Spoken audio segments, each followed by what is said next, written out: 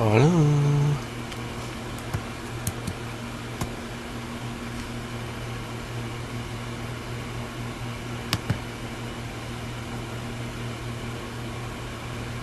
There we go. Go live.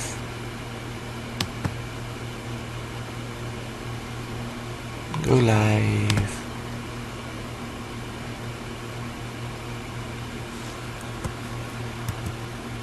Shabbat Shalom. Let us praise, let us worship, let us come to the Father, and right now let us call to worship.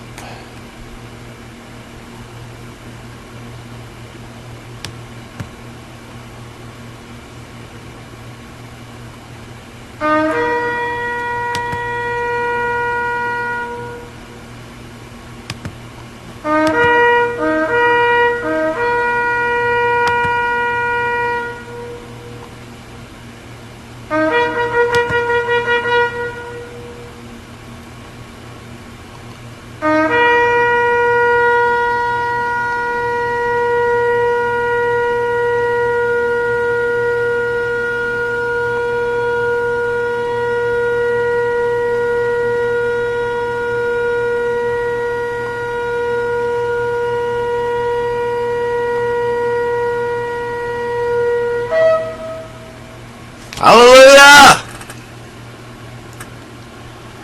Hallelujah.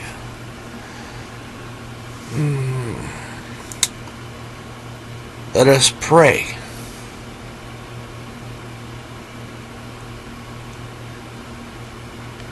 Father, Avinu Malkeinu, our Father, our King, come into your presence and we'll just ask that you would be with us as we worship, as we praise, as we study and learn your word, that you would guide us, that you would renew our hearts, renew us, bring us into your likeness.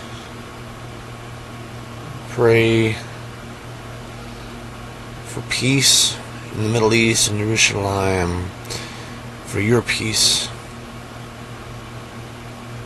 Kind that you bring, not as the world brings, not fake peace based on lies and based on diplomacy and falsehood, but a true peace that comes from you, well, coming to Jerusalem and ruling there, and ruling all of us, really. But the kingdom of Shamayim is with us in our hearts if we accept that, like you said. So let everywhere we step be our promised land, because if we carry it in us. B'Shem Yeshua HaMashiach. Amen. And so today's parsha is beha'alotcha, when you set up, or I've seen some translations where when you raise. Now it's Numbers chapter 8 verse 1 through chapter 12 verse 16. As always, we will follow Chaim alevski's recording on Chabad.org as he chants in Hebrew, and then I'll read it in English. So, let's see.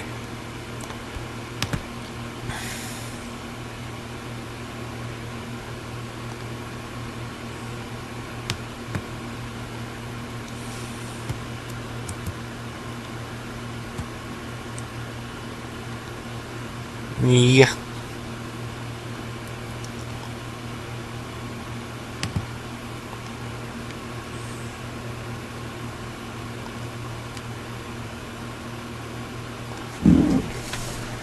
My Bible and my light.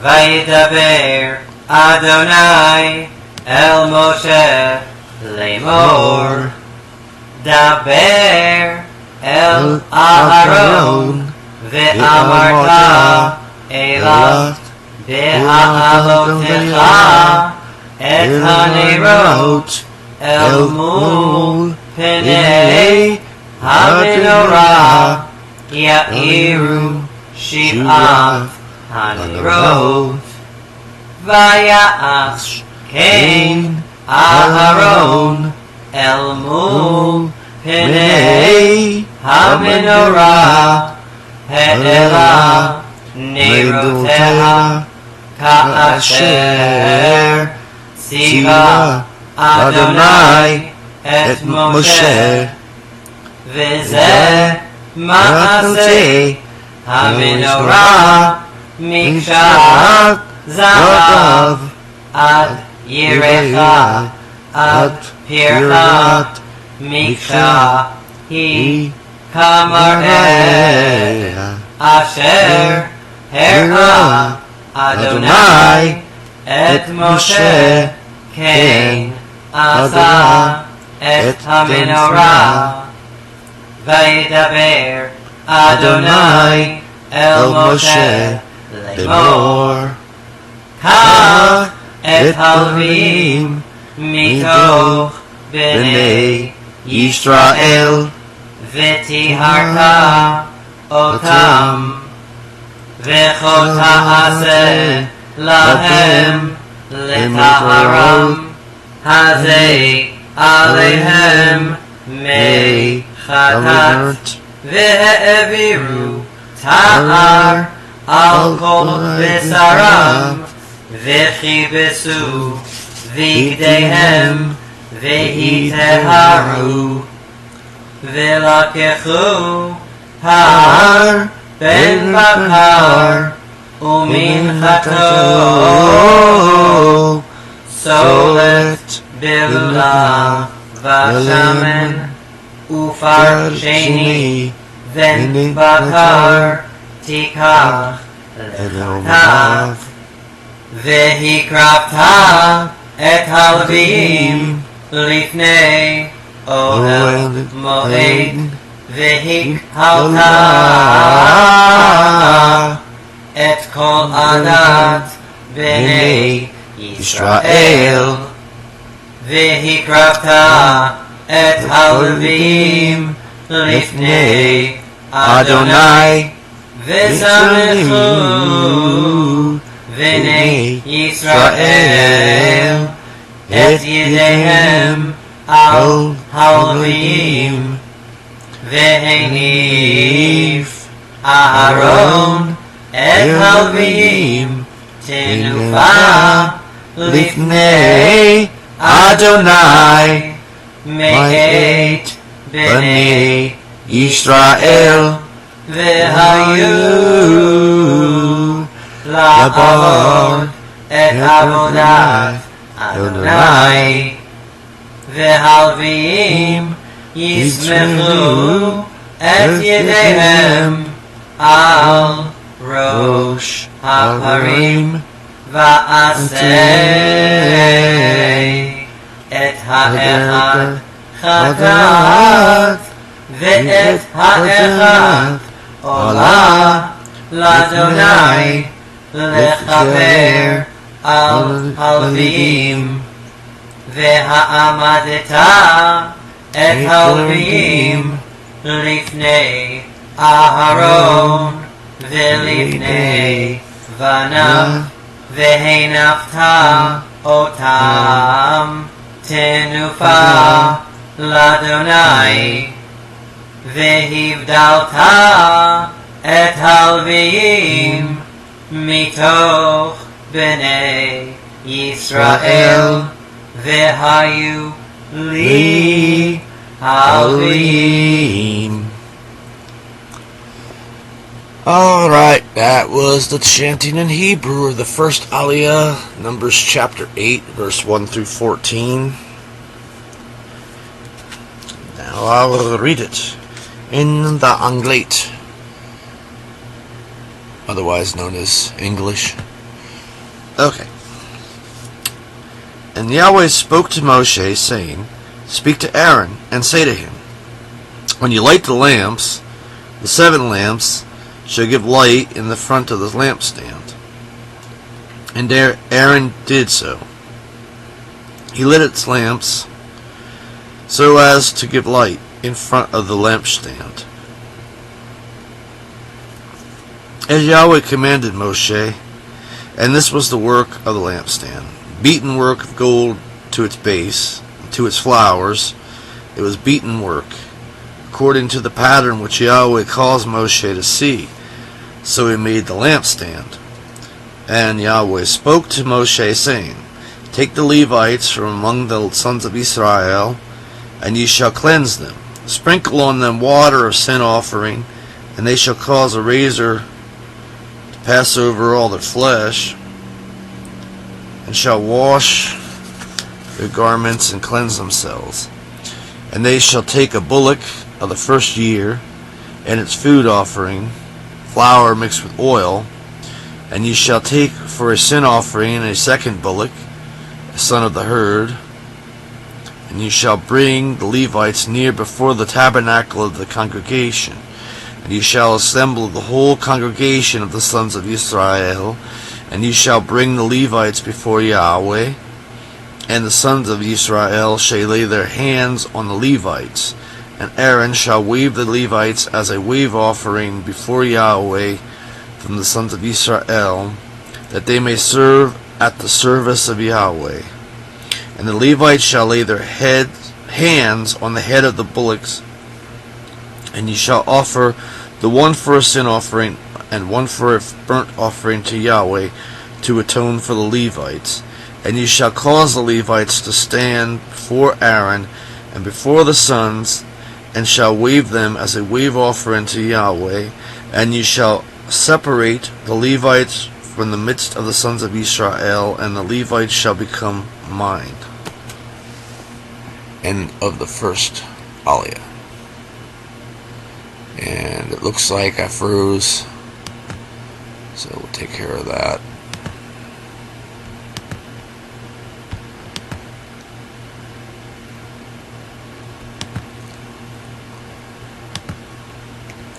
Now I should be unfrozen.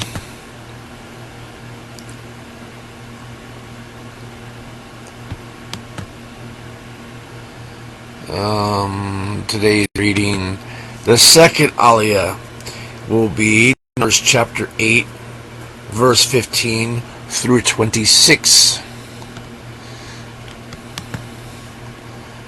We will chant in Ivrit.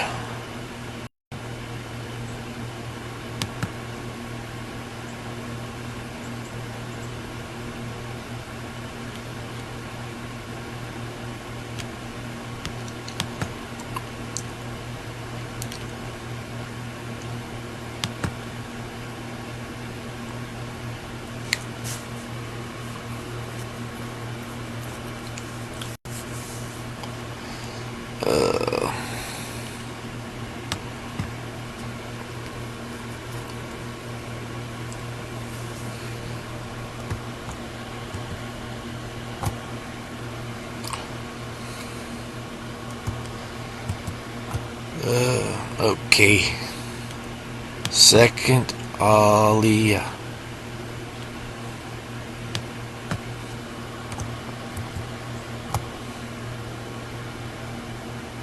ואחרי כן יבואו הלוויים לעבוד את אוהל מועד, וטיהרת אותם והנחת אותם תנופה, כי נתונים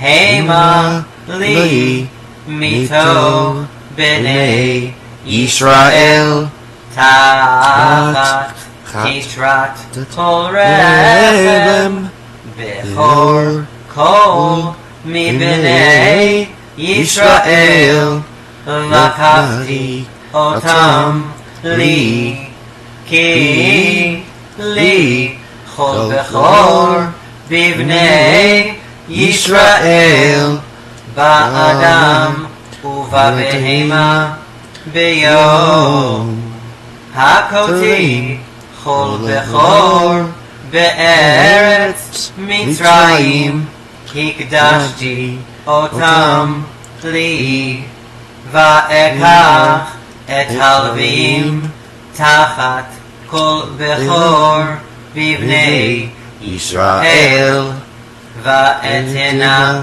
את הלווים נתונים לארון ולבניו מתוך בני ישראל לעבוד את עבודת בני ישראל באוהל מועד ולכפר על בני ישראל ולא יהיה בבני ישראל נגף בגשת בני ישראל אל הקודש ויעש משה ואהרון וכל עדת בני ישראל ללווים ככל אשר ציווה אדוני את משה ללווים כן עשו להם בני ישראל ויתחטאו הלוויים ויכבסו בגדיהם וינף אהרון אותם תנופה לפני אדוני ויכפר עליהם אהרון לטהרם ואחרי כן באו הלוויים לעבוד את עבודתם באוהל מועד לפני אהרון ולפני בניו כאשר ציווה אדוני את משה על הלווים כן עשו להם וידבר אדוני אל משה לאמור זאת אשר ללווים מבין 25 שנה ומעלה יבוא לצבוא צבא בעבודת אוהל מועד ומבין 50 שנה ישוב מצבא העבודה ולא יעבוד עוד ושירת את אחיו באוהל מועד לשמור משמרת ועבודה לא יעבור ככה תעשה ללוויים במשמרותם. Okay, so that was the end of the chanting in Hebrew of basically Numbers chapter 8 verse 15 through 26, the end of the chapter. And now I'll read it in English. I noticed, not really important I suppose, but I was thinking about how you can determine the meaning of Hebrew words by the letters, meaning of the letters. And I was thinking about the prefix va, meaning and the prefix ba, meaning in. So like ba is bait.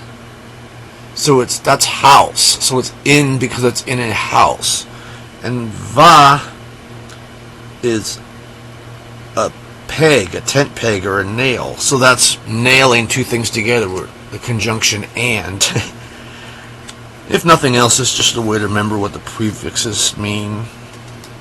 I don't know. It's not important. What is important is Elohim's word, which is Numbers chapter 8, verse 15 through 26, being read in the English.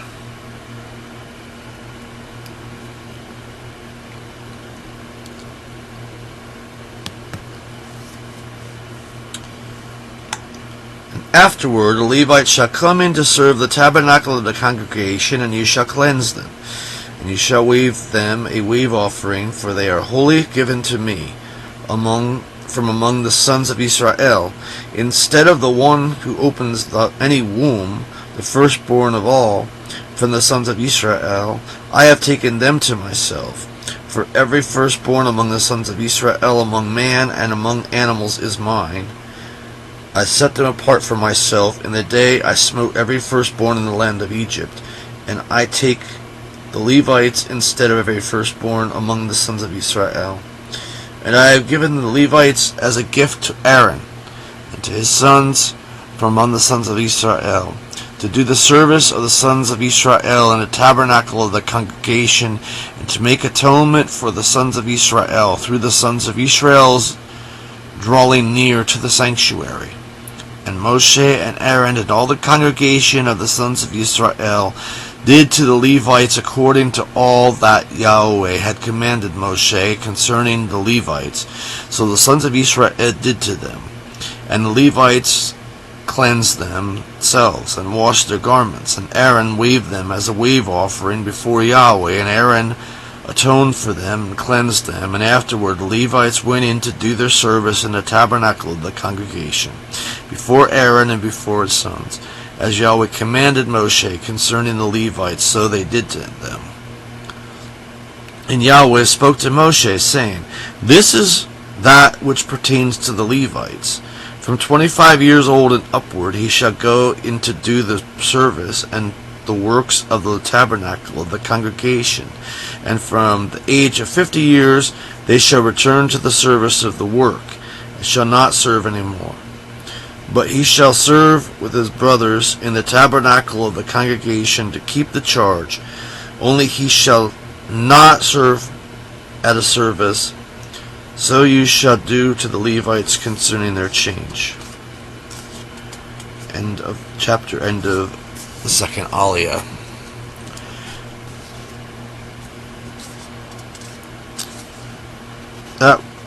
I didn't know that about the... I guess I've read through the Torah many times, but it's first I noticed that. Yeah, he took the Levites in place of all of the firstborn sons of Israel that he had said were due to him due to the whole Passover lamb and the taking of the first sons of Egypt. And, of course, preluding up to him giving his own son for us. So, okay, so there I see the transition from taking all of the firstborn to that points to taking of only the Levites as the firstborn. So that points to the new high priest of Yahushua as the firstborn among many brethren.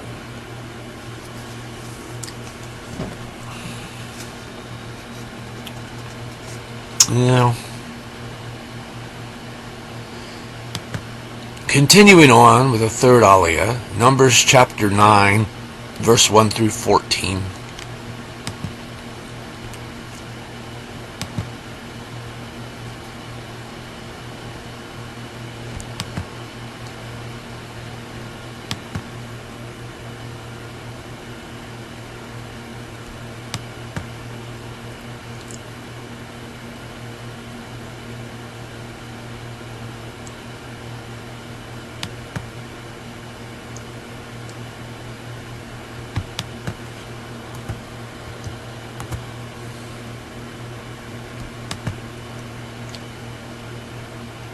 Vaidaber Adonai el Moshe v'midbar Sinai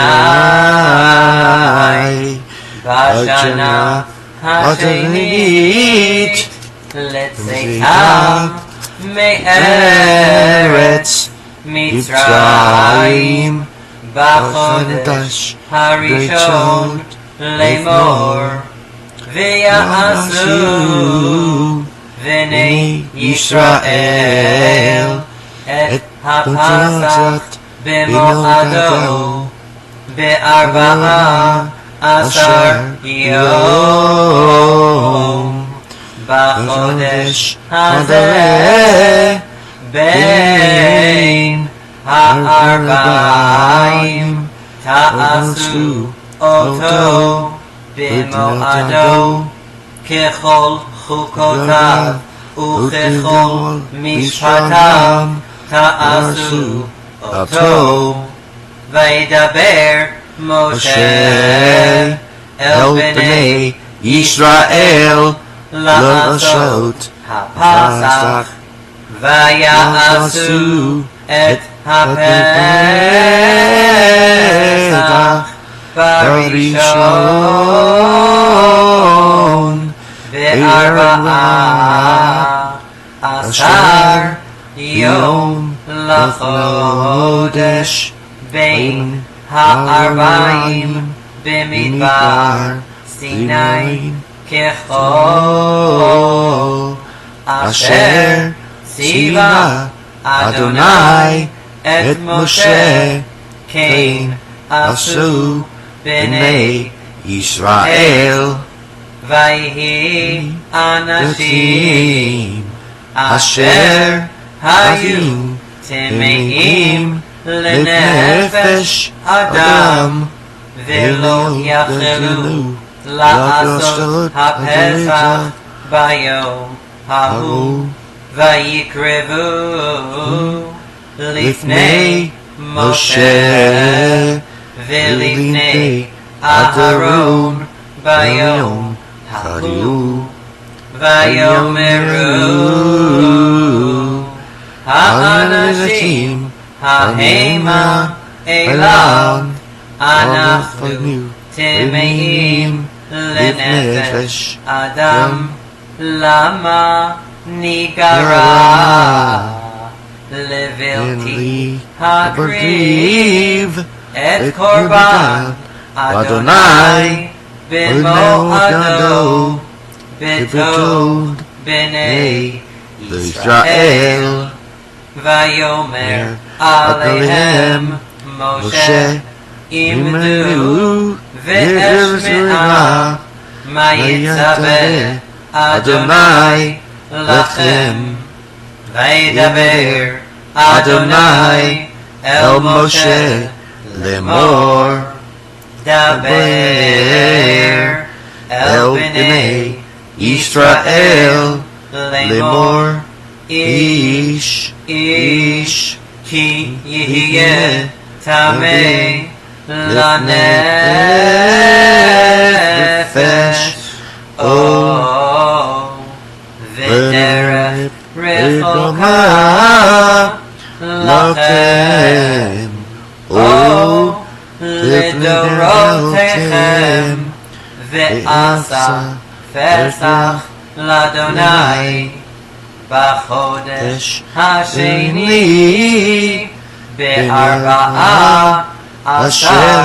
יום בין ה40 יעשו אותו על מצות ומרורים יאכלו לא ישאירו ממנו עד בוקר ועצם לא יתרנו בו ככל חוקת הפסח יעשו אותו והאיש אשר טהור ודרת לא היה וחדל לעשות הפסח ונכרתה הנפש ההיא me'ameha ki korban Adonai lo hikriv b'mo'ado chet'o Isha ha'ish hahu v'chi yagur itechem ger ve'asa pesach l'Adonai kechukat ha'pesach uchmishpato kein ya'aseh chukah achat yihye lachem V'lager ul'ezra ha'aretz. Okay.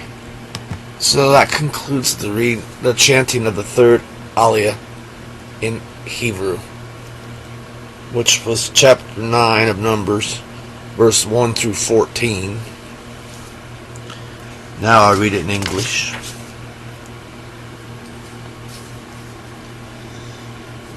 I don't know why. The whole time I was just feeling Elohim's love for me. And I was just grateful that Elohim loves me. That He wants me to succeed.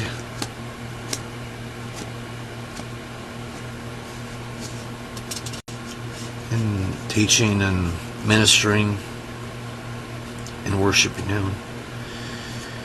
In my own life, my own spiritual life. He actually wants me to succeed. Yeah, different from humans, right? A lot of humans want you to fail. This lovely system we have of survival of the fittest. And Elohim is not like that. He's apart from that. He's above all that. Well, anyway, Numbers chapter 9, verse 1 through 14, in the Anglit. And Yahweh spoke to Moshe in the wilderness of Sinai in the first month of the second year after they had come out of the land of Egypt, saying, Also the sons of Israel shall prepare the Passover in its appointed season, in the 14th day of the month.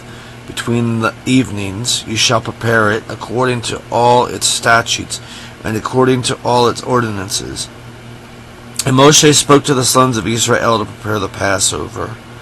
And they prepared the Passover in the first month of the 14th day of the month, between the evenings of the wilderness of Sinai, according to all that Yahweh had commanded Moshe. So the sons of Israel did. And there were men who had been defiled by the body of a man, and they had not been able to prepare the Passover on that day. And they came near before Moshe and before Aaron on that day. And those men said to him, We are defiled by the body of a man. Why are we restrained so as not to be able to offer the offering of Yahweh in its appointed season in the midst of the sons of Israel? And Moshe said to them, You walk so that I may hear what Yahweh will command concerning you. And Yahweh spoke to Moshe, saying, Speak to the sons of Israel, saying, If any man of you or of your generation shall be unclean by reason of a body, or be in a distant journey, yet he shall keep the Passover to Yahweh in the second month, on the 14th day at dusk. They shall keep it.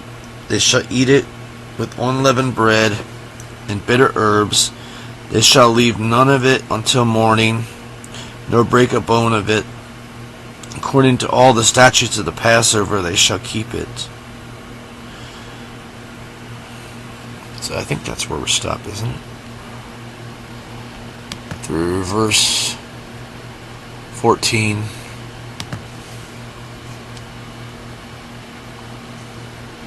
No, not quite.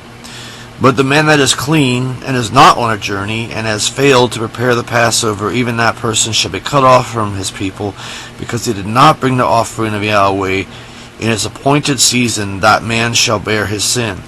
And if a stranger shall reside with you and desires to keep the Passover to Yahweh, he shall do according to the statute of the Passover and according to its ordinance.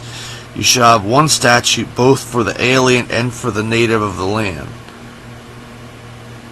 And on the day that the... So, by through 14, right? Correct, through 14. So I'm noticing things that, second chances, if you are defiled and can't keep the Passover, then you keep it the next month. But that doesn't apply for people who just don't want to.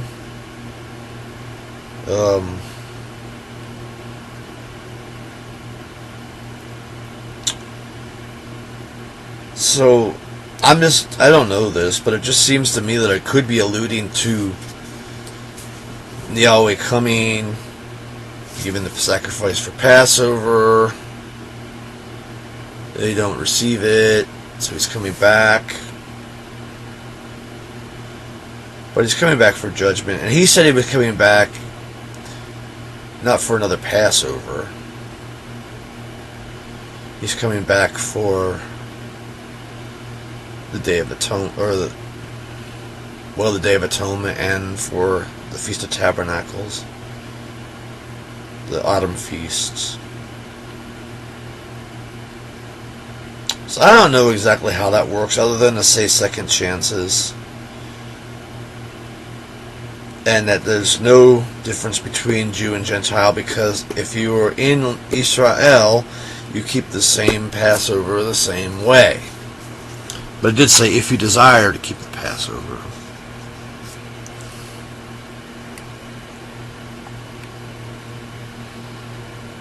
But then there's the thing, where's the northern tribes? So, that's how that goes.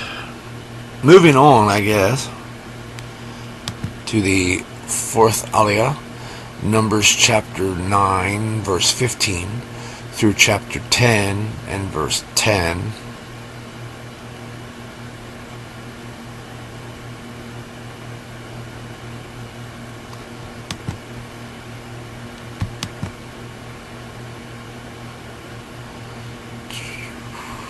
The fourth aliya.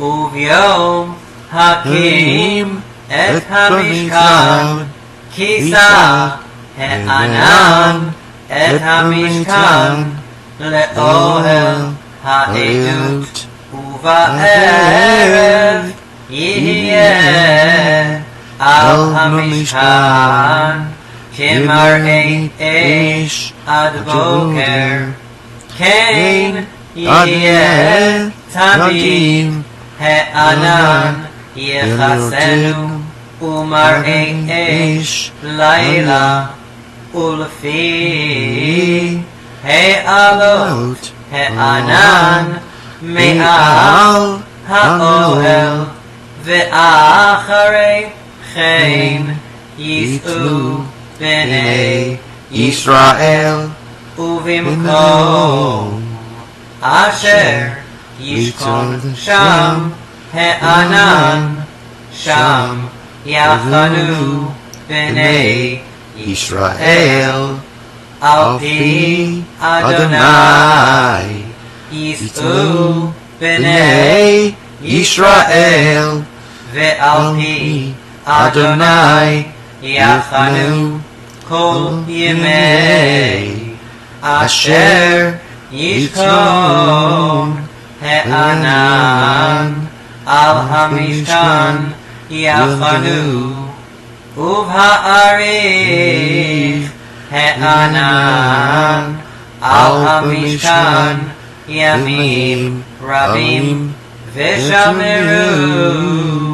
V'nei Yisrael et mishmeret Adonai v'lo yisa'u v'yesh asher yiyeh he'anan yamim mispar al hamishkan al pi Adonai yachanu ve'al pi Adonai yisa'u v'yesh asher yiyeh he'anan me'eretz ad boker v'na'ala he'anan baboker v'nasa'u o yoma v'layla v'na'ala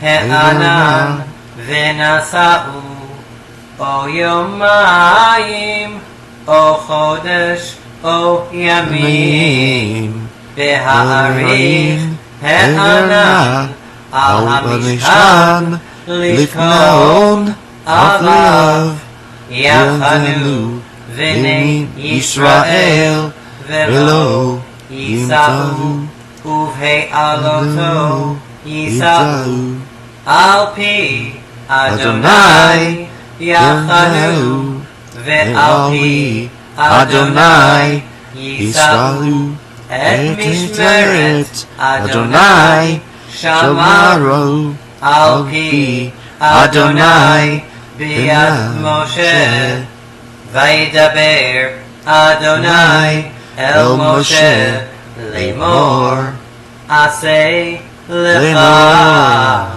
shetei chatzot kesef miksha ta'aseh otam v'hayu lechat lemikra ha'eda ulmasah et hamachanot v'takeu bahem v'no'adu elecha kol ha'eda el petach ohel moed ve'im be'achat yitka'u v'no'adu elecha hanesim rashi alvei Yisrael utkatem teruat v'naseu hamachanot hachonim kedma utkatem teruah shenit v'naseu hamachanot hachonim teimana teruah yitkeu lemaskehem uvhakhil et hakahal titkeu velo tarihu uvnei Aharon hakohanim yitkeu b'chatzot v'hayu lachem lechukat olam לדורותיכם וכי תבואו מלחמה בארצכם על הצער הצורר אתכם והראיתם בחצוצרות ונזכרתם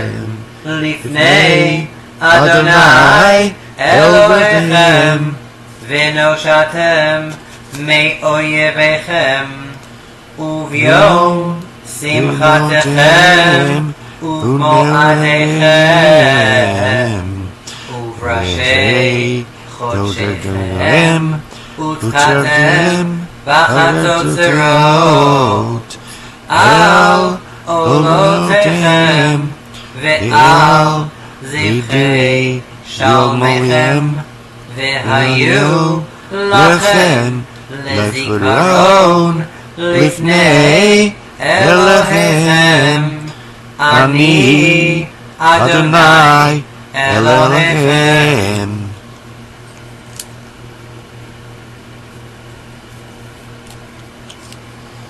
So, continuing on in English, fourth aliya, Numbers chapter 9, verse 15 through chapter 10, verse 10.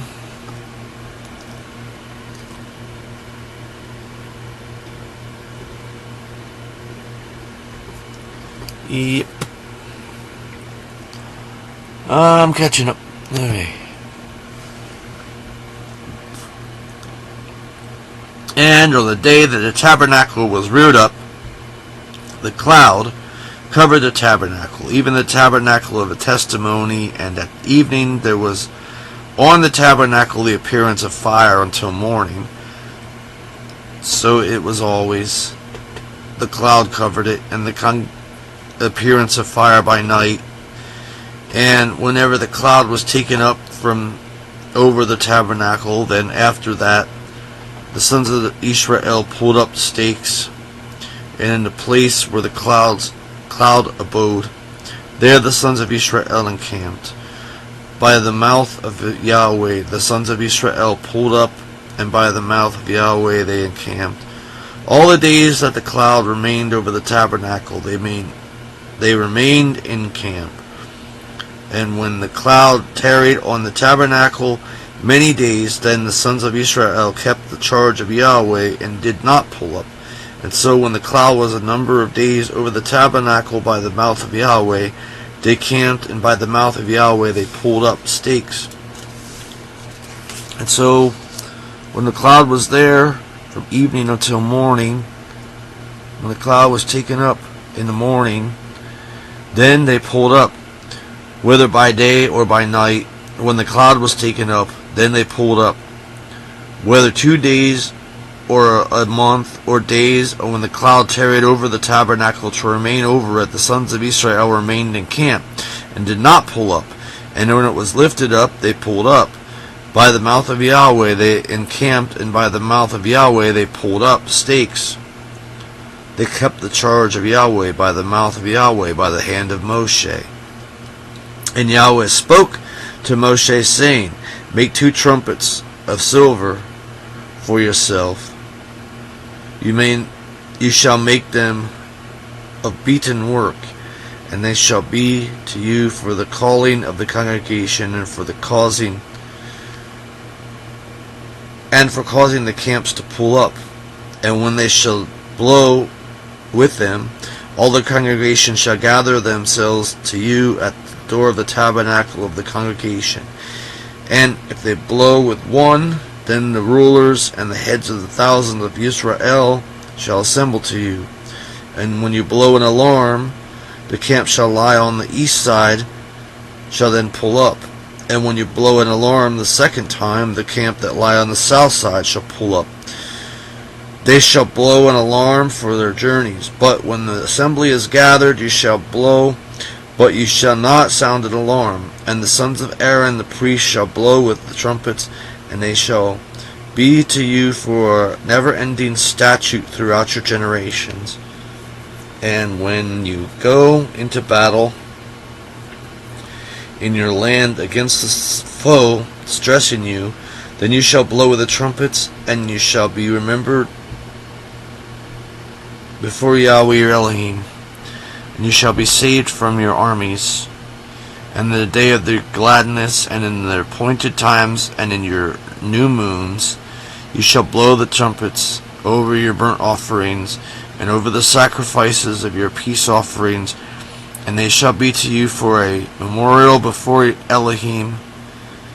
I am Yahweh your Elohim.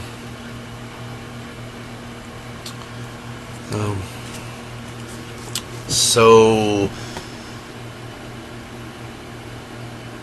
going along with the New Testament, then we get this idea that we say a prayer and that's it. We can just sit back and relax. But when they went to the promised land, it was a journey. And whenever he said to move, they move. And whenever he said to stop, they stopped. So, it is a journey. It is a journey and a renewal. And you can make it easy or you can make it difficult.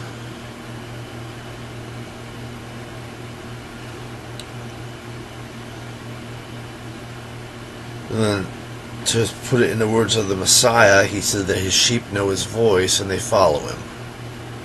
So follow him. That means you're going somewhere. That means you're obeying something, a command. It's not that you just say some words and like a magic spell you're saved. It's that you take on a relationship with the Messiah, Yahushua HaMashiach, and he leads you in a transformation. Ruach HaKadosh comes on you and takes away your heart of stone and renews in you a heart of flesh. So that, or put it in the words of the Apostle Paul, that the circumcision of the flesh, the circumcision of the heart. Continuing. Oh, and also order. I said this before in previous weeks. There's things that certain groups were commanded to do at certain times. So, when I see a charismatic church and the moving in Ruach HaKadosh in an orderly fashion, I think, hey, that could be of Elohim. And when I see just chaos, everyone doing their own thing, I think that is pride, probably. That is probably not Elohim, because Elohim moves in an orderly fashion. People in their position, in their place, in their offices of leadership. Not everyone competing. He said, the Messiah, Yahushua HaMashiach, said that don't be like the Gentiles competing, but you should, the least would be the greatest. He that humbles himself will be lifted up. Unless a grain of wheat falls to the ground and dies, it can't be born. There can be no life. So, his example, like it said in Philippians,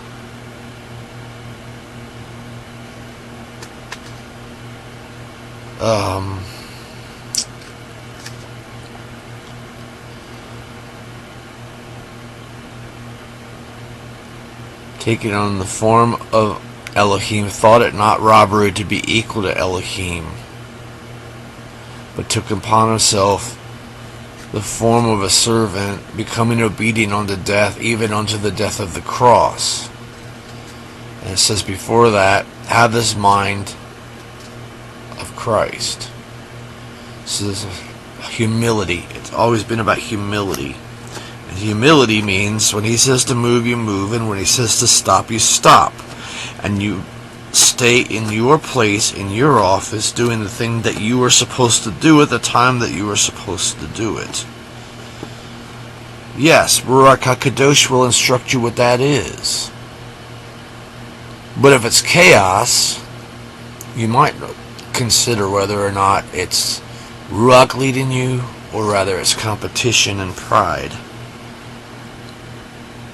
Well, continuing on. The fifth aliya, Numbers chapter 10, verse 11 through 34.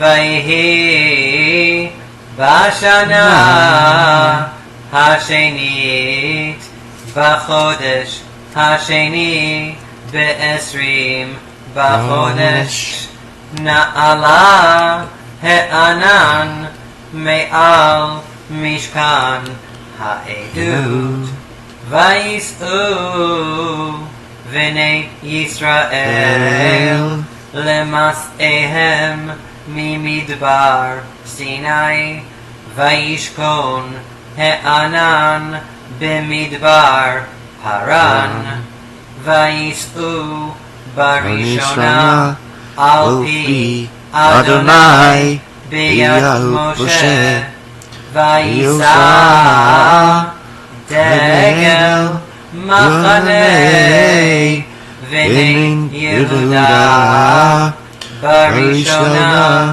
לצבאותם ועל צבאו נחשון בן עמינדב ועל צבא מטה בני יששכר נתנאל בן צוער ועל צבא מטה בני זבולון אליאב בן חילון והורד המשכן ונשאו בני ראשון ובני מררי נושאי המשכן ונשא דגל מחנה ראובן לצבאותם ועל צבאו אליצור בן שדאור ועל צבא מטה בני שמעון שלומיאל בן צורי שדי ועל צבא מטה בני גד אליסף בן דאואל ונשאו הקהתים נושאי המקדש והקימו את המשכן עד בואם ונשא דגל מחנה בני אפרים לצבאותם ועל צבאו אלישמע בן עמיהוד ועל צבא מטה בני מנשה גמליאל בן פדצור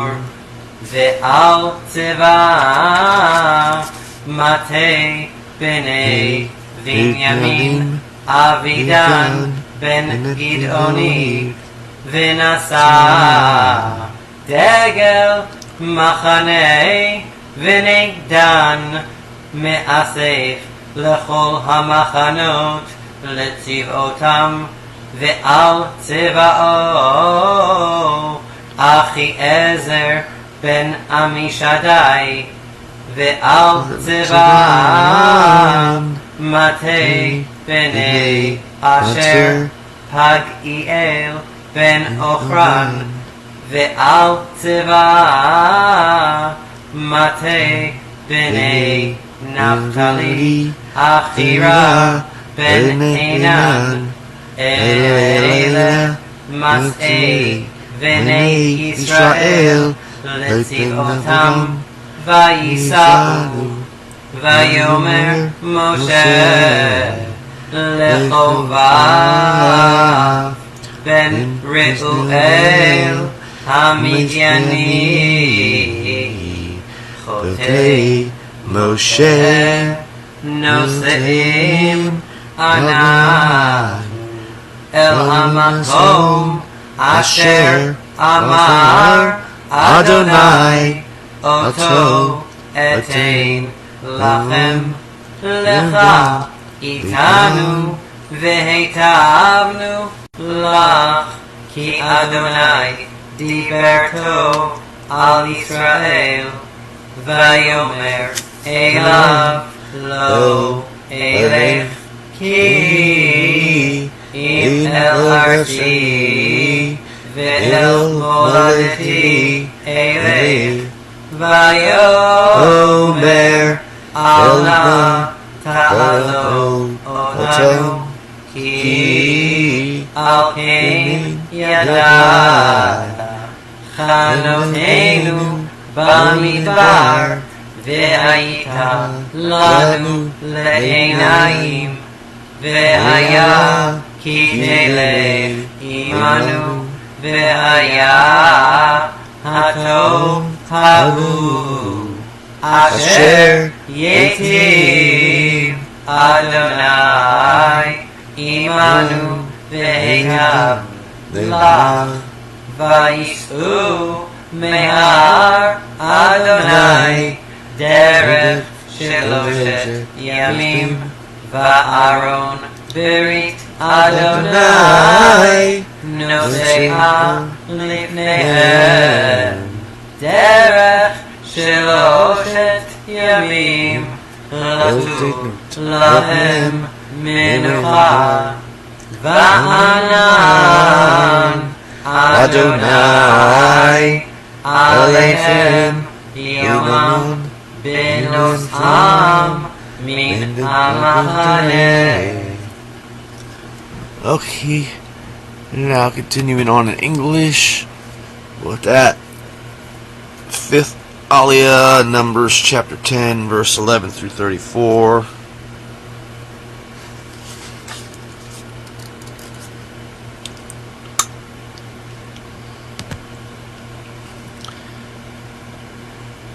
And it happened in the second year, in the second month, in the 20th of the month, the cloud went up from the tabernacle to the testimony, and the sons of Israel went forward in their journeys from the wilderness of Sinai, and the cloud stayed on it in the wilderness of Paran. And they set forth first at the mouth of Yahweh by the hand of Moshe, and then in front. The standard of the camp of the sons of Yehuda pulled up stakes by their armies, and over his army was Nashon, the son of Aminadab, and over the army of the tribe of the sons of Issachar was Nathaniel, the son of Zuar, and over the army of the tribe of the sons of Zebulun was Eliab, the son of Helon. And the tabernacle was taken down, and the sons of Gershon and the sons of Merari pulled up bearing the tabernacles, and the standard of the camp of Reuben pulled up by their armies, and over its armies was Eleazar, the son of Shedeor, and over the army of the tribes of the sons of Simeon, Shalumiel, son of Zurishaddai, and over the army of the tribe of Gad was Elisaph, son of Deuel, and the Kohathites pulled up, bearing the sanctuary, and others set up the tabernacle while they came, and the standard of the camp of the sons of Ephraim pulled up by their armies, and over its army was Elishama, the son of Ammihud, and over the army of the tribe of the sons of Manasseh was Gamaliel, the son of Pedasur, and over the army of the tribe of the sons of Benjamin was Abaddon, the son of Gideoni. And the standard of the camp of the sons of Dan pulled up to the rear of all the camps by their armies, and over its army was Ahizair, son of Ammishaddai, and over the army of the tribe of the sons of Asher was Pagiel. Pagiel, the son of Okran. Where are we going to? Till 11:34. Okay.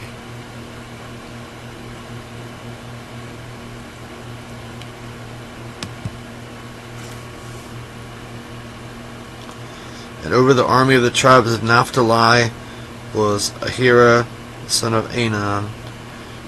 These were the travels of the sons of Israel according to their armies. They pulled up stakes. And Moshe said to Hobab, the son of Reuel,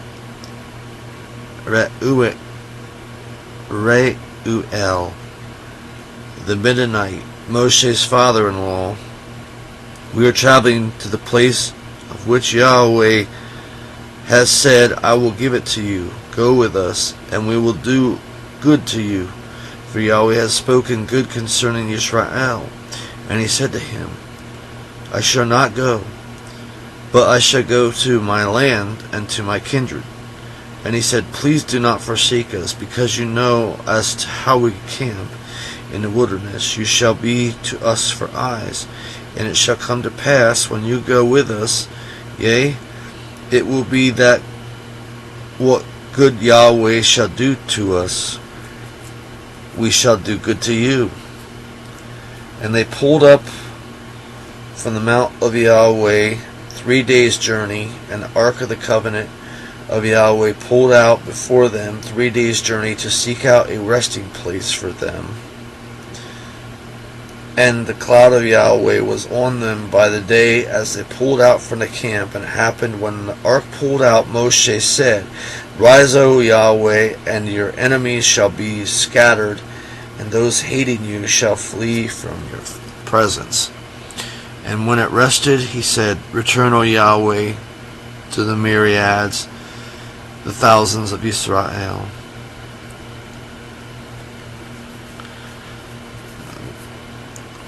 Right.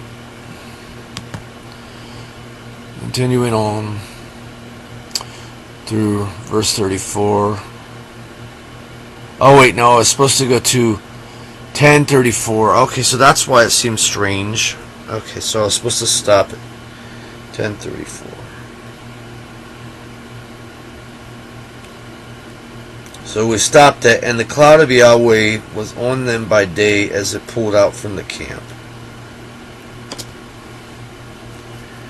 And now, moving on to the 6th aliya, which is chapter 10, verse 35 through chapter 11, verse 29 of Numbers. Okay. I'm not stupid, Mommy. I just do stupid things sometimes. Alright.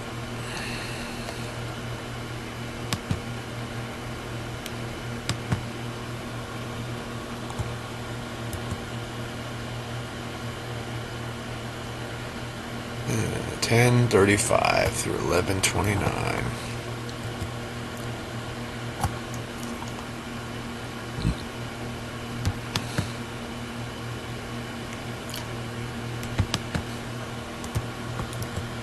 Vayhi bimsoa ha'aron vayomer Moshe kuma Adonai v'yafutu oivecha v'yanusu misanecha mipanecha uvnucho yomar Shua Adonai Rivivot Alei Israel Vayi Ha'am Kimitonim Ra Be'oznei Adonai Vayishma Adonai Vayichar Afu Vatiparbam Eish Adonai V'Noel B'Ktei Ha'Maneh V'Yitzak Ha'am El Moshe V'Yitpalel Moshe El Adonai V'Tisha Ha'Eish V'Yikra Shem HaMakom Ha'u Tavera Ki Va'ara vam esh Adonai ve'asasuf asher b'kirbo hi'alu ta'ava vayashu vayifu gam b'nei Yisrael vayomeru mi ya'achilenu basar zacharnu et hadagad asher nochal b'mitzrayim chinam et hakishuim ve'et ha'avatichim ve'et hechasir ve'et habetzalim ve'et hashumim ve'ata nafshenu yivesha ein kol bilti el haman einenu ve'aman kizragad hu ve'eno ke'en havdolach shatu ha'am ve'laketu ve'tachanu varechayim o dachu b'milocha uvishelu b'parur ve'asu oto ugot ve'haya tamo ketam leshad hashamen ubredet hakal al hamachane laila yired haman alav vayishma Moshe et ha'am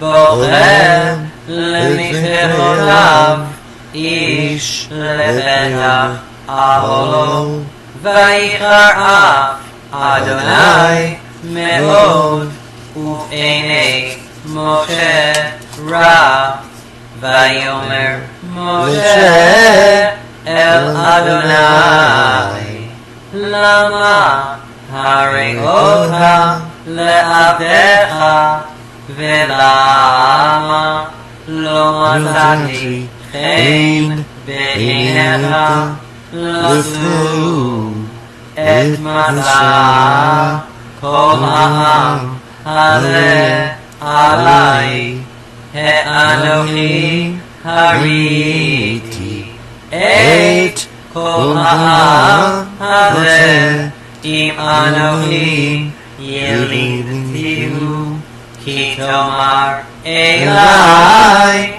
sa'eu v'chehecha ka'asher yizam ha'omein et hayonek al ha'adama asher nishbata la'avotav me'ayin li basar late lechol ha'am hale ki yivu alai lemor tenat lanu basar v'nochela lo uchal alohi levadi lasek et kol ha'am hale ki chavei ממני ואם ככה את עושה לי הורגני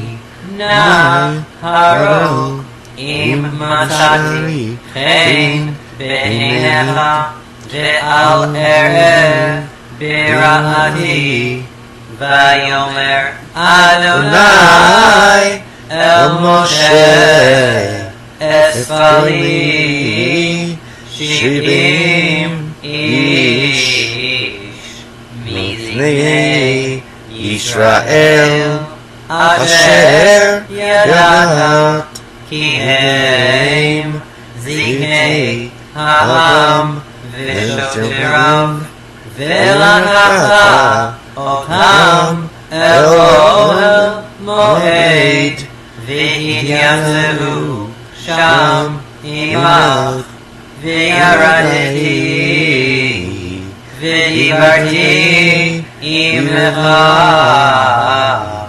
שם ועצרתי מפרוח אשר עליך ושמתי עליהם ונשאו איתך במסע העם ולא תישא אתה לבדך ואל העם תאמר התקדשו למחר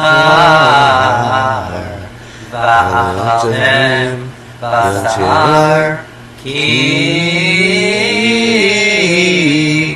בכיתם באוזני אדוני לאמור מי יאכילנו בשר כי טוב לנו במצרים ונתן אדוני לכם בשר ואכלתם לא יום אחד תאכלו ולא יומיים ולא 5 ימים ולא 10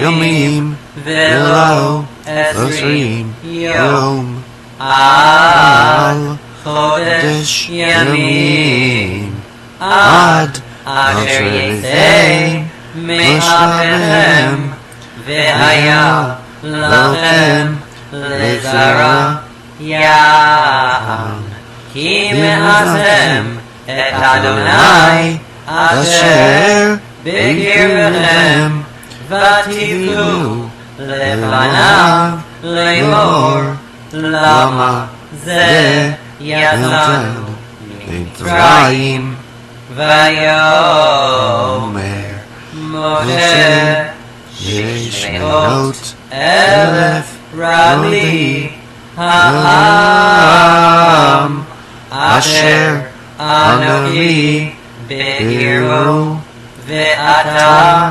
אמרת בשר אתן להם ואכלו חודש ימים הצאן ובקר ישחט לכם ומצא לכם אם אכול דגי הים יתאסף לכם ומצא לכם ויאמר אדוני אל משה היד אדוני תקצר אתה תראה היקרך דברי עמו ויצא משה וידבר אל העם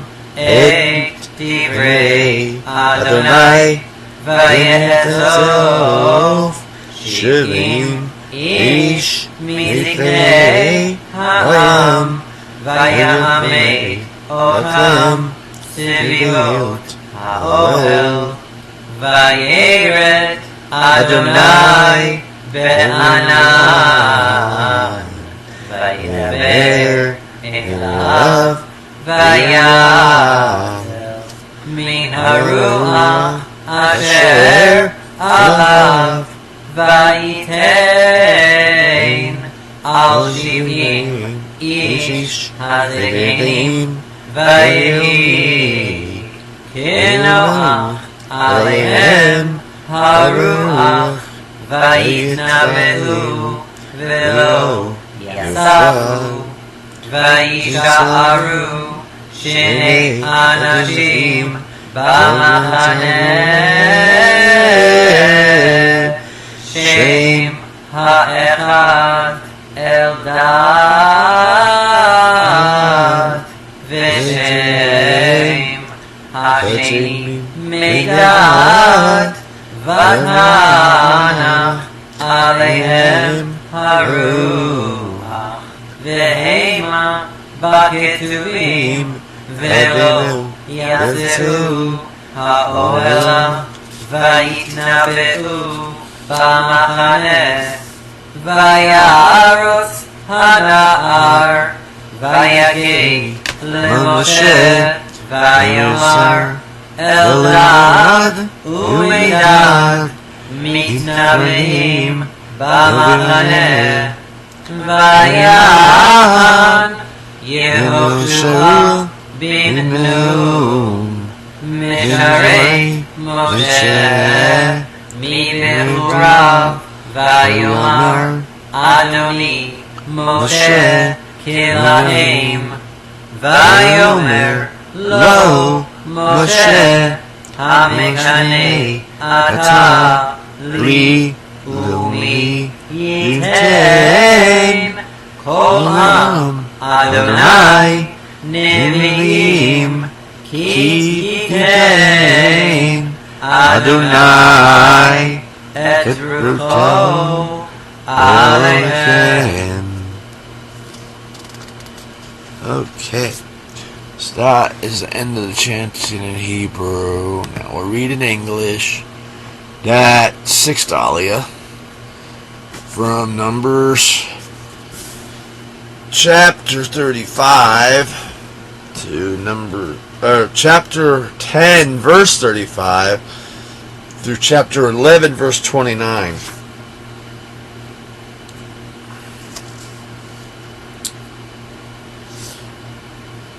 Yeah. And let's go.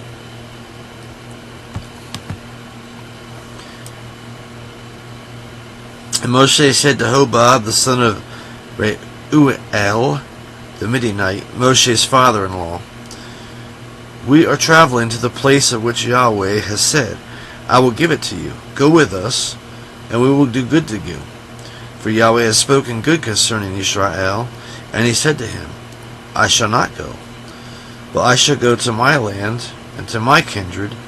And he said, please do not forsake us, because you know as to how we encamp in the wilderness, and you shall be to us for eyes. And it shall come to pass, when you go with us, yea, it shall be that what good Yahweh shall do to us, we shall do good to you. And they pulled up after the mount of Yahweh 3 days' journey, and the ark of the covenant of Yahweh pulled out before them 3 days' journey to seek out a resting place for them. And the cloud of Yahweh was on them by day as they pulled out from before the camp. And it appeared when the ark pulled out, Moshe said, Rise, O Yahweh, and your army shall be scattered, and those hating you shall flee from your presence. And when it rested, he said, Return, O Yahweh, to the myriads, thousands of Israel. And the people were evil as those complaining in the ears of Yahweh. And Yahweh heard, and his anger glowed, and the fire of Yahweh burned among them, and devoured the extreme edge of the camp. Let's say,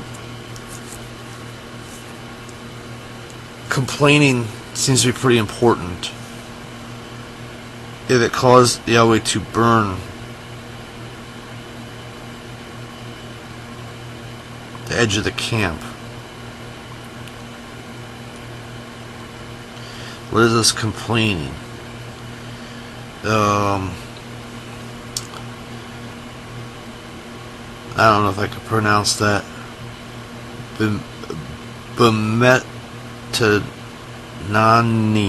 Naim. It is 596 in the Strong's Concordance. It looks like the camera might have froze on me again.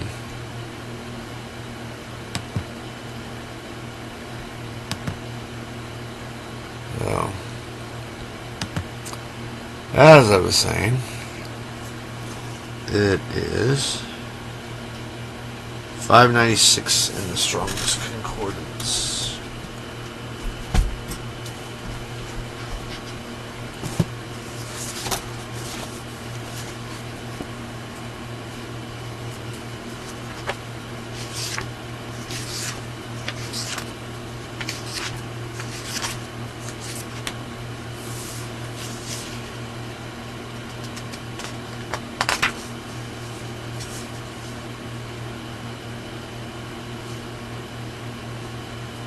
the root of it is anan, to mourn, to complain.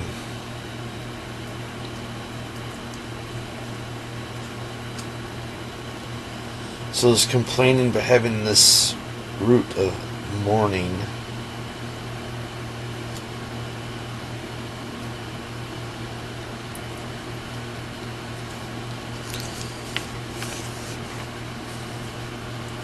I think that is a lack of faith, and love is based on faith.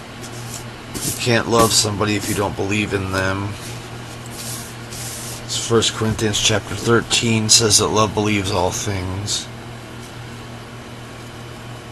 And so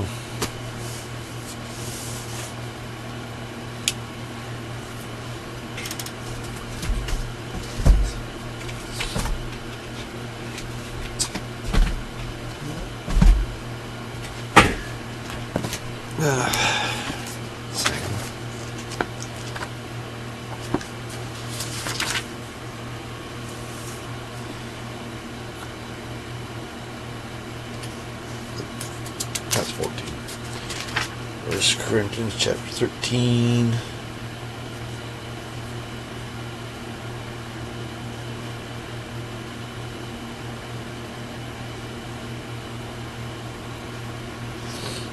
Verse 7. Love, obviously. Quietly covers all things, believes all things, hopes all things, endures all things. So love is always thinking the best. So you're commanded, we are all commanded to love Elohim with all of our heart, our soul, and our strength. It's right there in the Shema, right? And it's one of the two great commandments by the Messiah, which are not new commandments. They are right in the Torah. One of them is in the Shema, and the other was kind of added to the Shema to point out that it's in the Torah.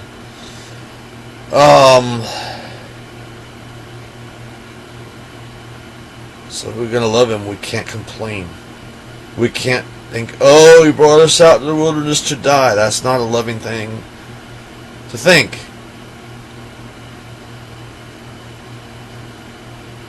It's not true either. It makes zero sense. Why would he bring you out into the wilderness to die? Why did he deliver you out of your sin just to torture you to death? You know? So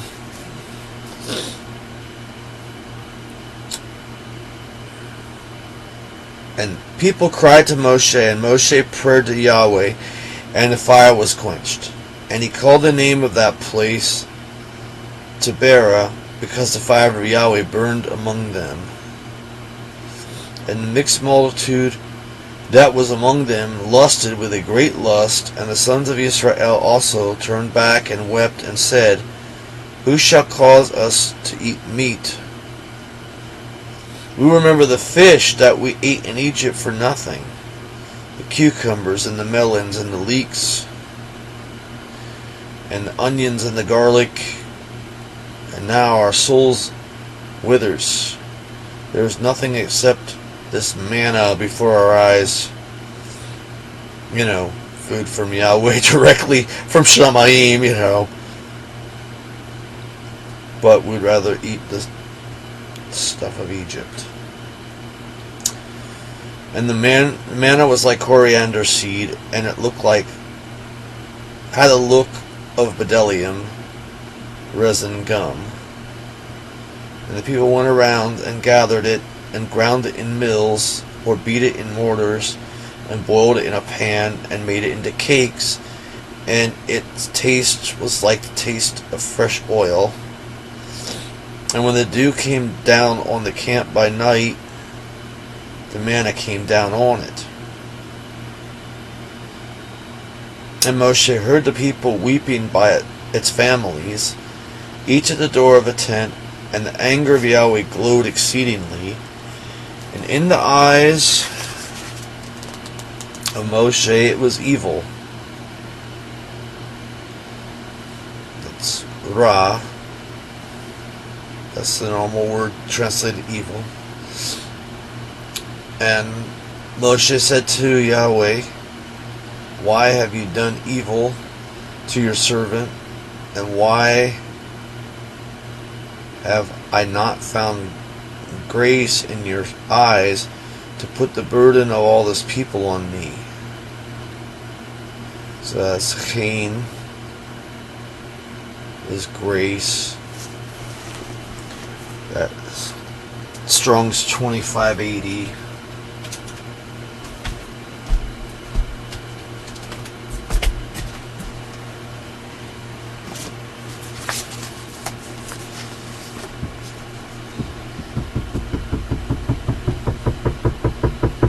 So I think it's interesting. Het Noon.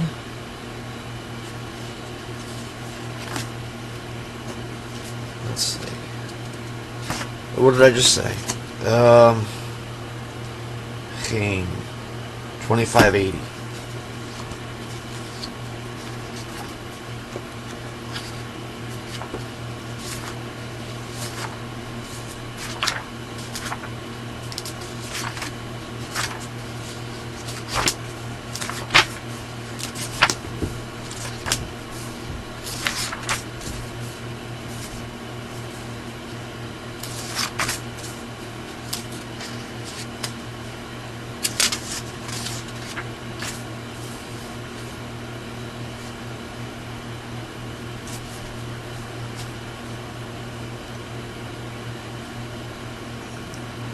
Gracious, kindness, favor, pleasant, precious, from the root 2603, which is Canaan. To bend or stoop in kindness to an inferior, to favor, bestow, to implore, beseech. Merciful, have show mercy, have pity upon. So Az from 2583, Canal.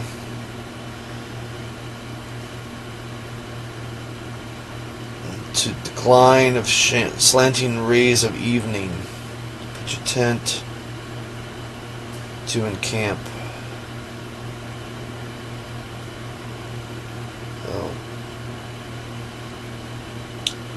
Like the sun shining down on you.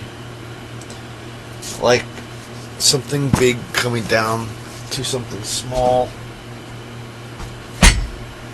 The father bending down to lift up his toddler. Going along with Baruch, which comes from Barak, bending at the knee. Same thing, but Is comes from the sun shining down.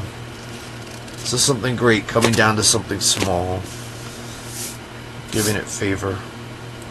So then we could think about the sun on the leaves, right? I don't know where I left off at.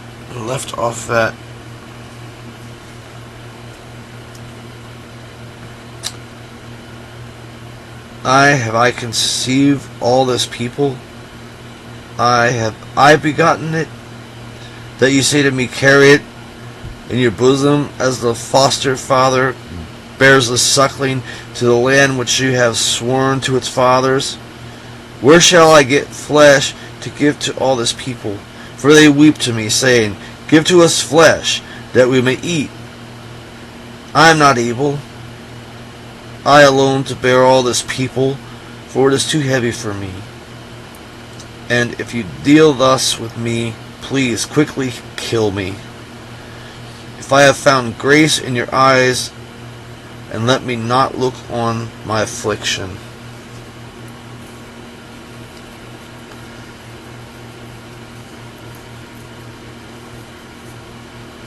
And Yahweh said to Moshe, gather to me 70 men of the elders of Israel, whom you have known that they are elders of the people, and its officers, and you shall take them to the tabernacle of the congregation, and they shall station themselves there with you. And I shall come down and speak with you there, and I will take of the ruach which is upon you, and will put it on them, and they will bear the burden of the people with you, that you may not hear it yourself alone. So ruach has breath, wind, spirit. And you shall say to the people, sanctify yourselves for tomorrow, and you shall eat flesh. For you have wept in the ears of Yahweh, saying, who shall give us flesh? For we had good in Egypt. And Yahweh shall give meat to you, and you shall eat. You shall not eat 1 day, nor 2 days, nor 5 days, nor 10 days, nor 20 days, but to a month of days, until it comes out your nostrils. And it shall become to you a loathsome thing, because you have loathed Yahweh, who is in the midst, and weep before him, saying, why is it that we have come out of Egypt? I mean, just think about this. And put it in human terms. This is like the woman leaves her ex and comes with her new husband, and she's like, he gave me better food than you give me. He took care of me so much better. Forgetting that he beat her with a whip. But, never mind that. He gave her better food. So that's why it's disrespectful. And Moshe said to the people, in whose midst I am are 600,000 footmen, and yes, you have said, I shall give meat to them, and they shall eat. Month of days shall flock and herd be slaughtered for them, so one may find for them. Are all the flesh of the sea to be gathered for them, that one may find for them? And Yahweh said to Moshe, is the hand of Yahweh shortened? Now, you shall see whether my word shall come to pass to you or not. So let's see how far we're reading here. We're reading to verse 29. That is verse 23 so far. So, and Moshe went out and spoke to the people the words of Yahweh, and gathered 70 men and the elders of the people, and caused them to stand around the tabernacle. And Yahweh came down in the cloud and spoke to him, and took of the ruach which was on him, and put it on the 70 men on the elders. And it happened, as the ruach rested on them, that they prophesied, but they did not continue.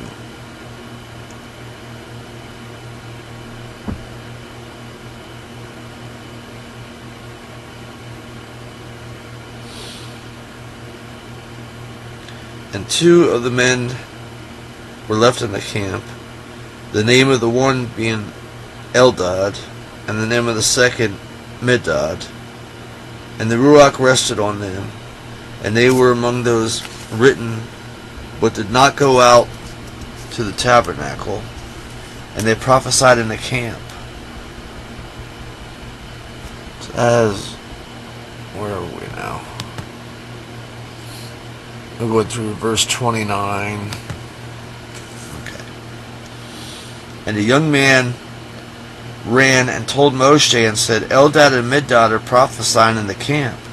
And Joshua, the son of Nun, minister of Moshe, and his young men, answered and said, My lord Moshe, stop them. And Moshe said to him, Are you jealous for my sake? Oh, that all Yahweh's people were prophets, that Yahweh would put his ruach on them. So that is the end of that passage, right? Verse 29. Now, Continuing on, the 7th aliya, Numbers chapter 11, verse 30, through chapter 12, verse 16. Chanting in Hebrew. So that was important, I think, that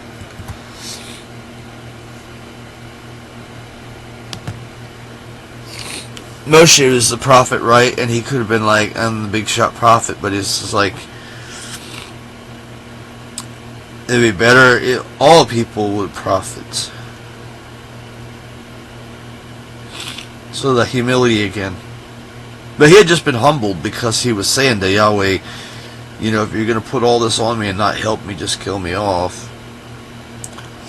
So he had already been humbled.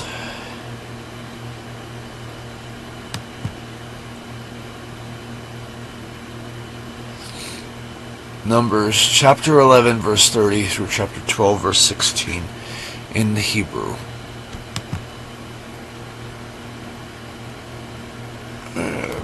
Right. So this is the final aliya, the 7th.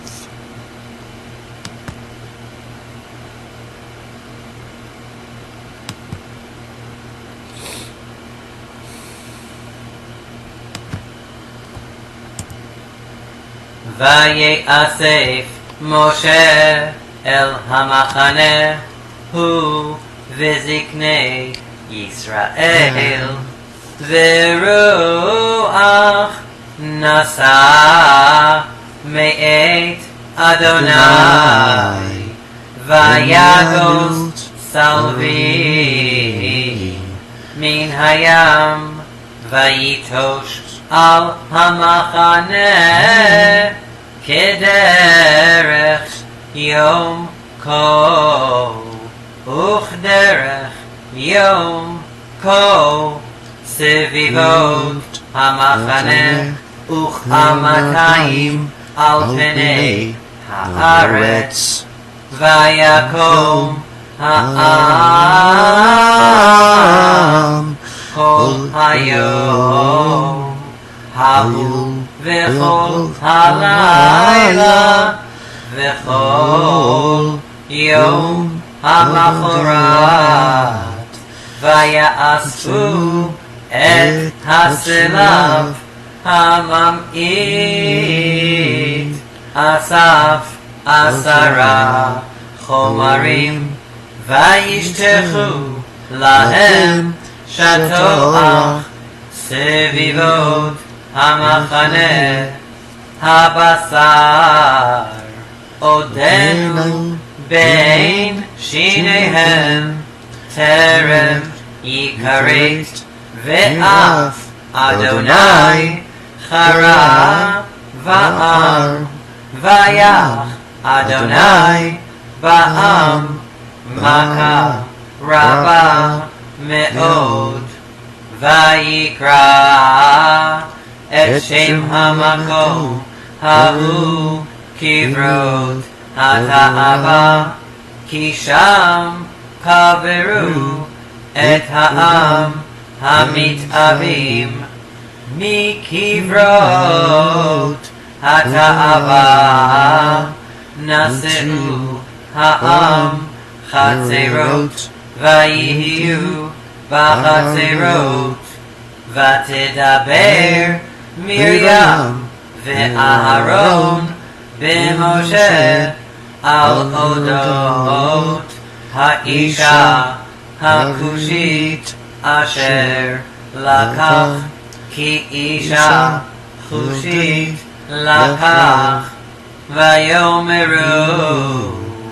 הרק אך במשה דיבר אדוני הלא גם בנו דיבר וישמע אדוני והאיש משה ענה מאוד מכל האדם אשר על פני האדמה ויאמר אדוני פתאום אל משה ואל אהרון ואל מרים צאו שלושתכם אל אוהל מועד ויצאו שלושתם וירד אדוני בעמוד ענן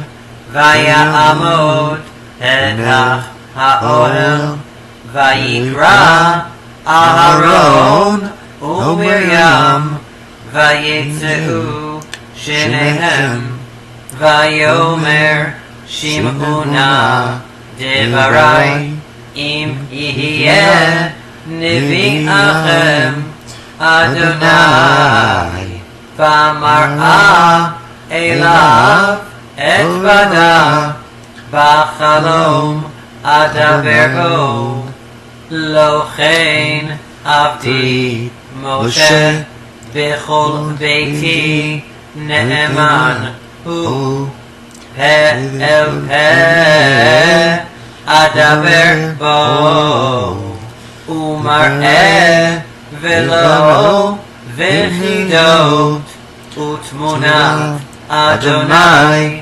יביט ומדוע לא יראתם לדבר בעבדי ומשה וייחר אף אדוני בם וילך והענן שר מעל האוהל והנה מרים מצורעת כשלג ויפן אהרון אל מרים והנה מצורעת ויאמר אהרון אל משה בי אדוני אל נא תשת עלינו חטאת אשר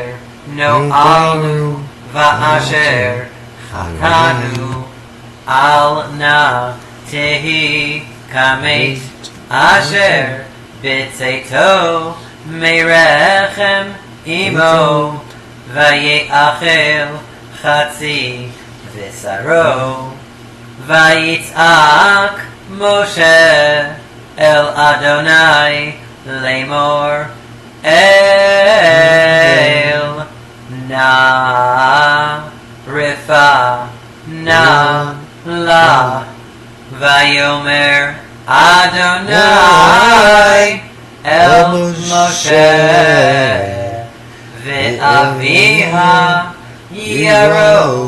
ירק בפניה הלא תיכלם שבעת ימים תיסגר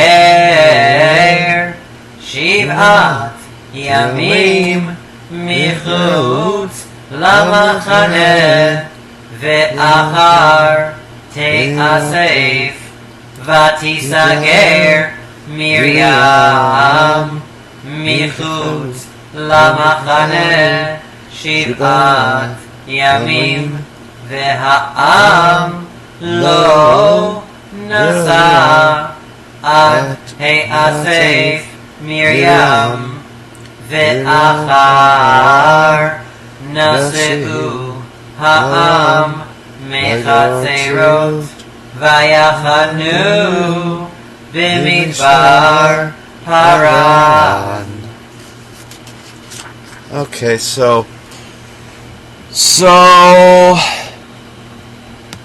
I'm sorry because I switched to the wrong scene on my streaming software, so I think it's part of that got blanked out. I think we got most of it. Continuing on in English, the 7th aliya is Numbers chapter 11 verse 30 through Numbers chapter 12 verse 16.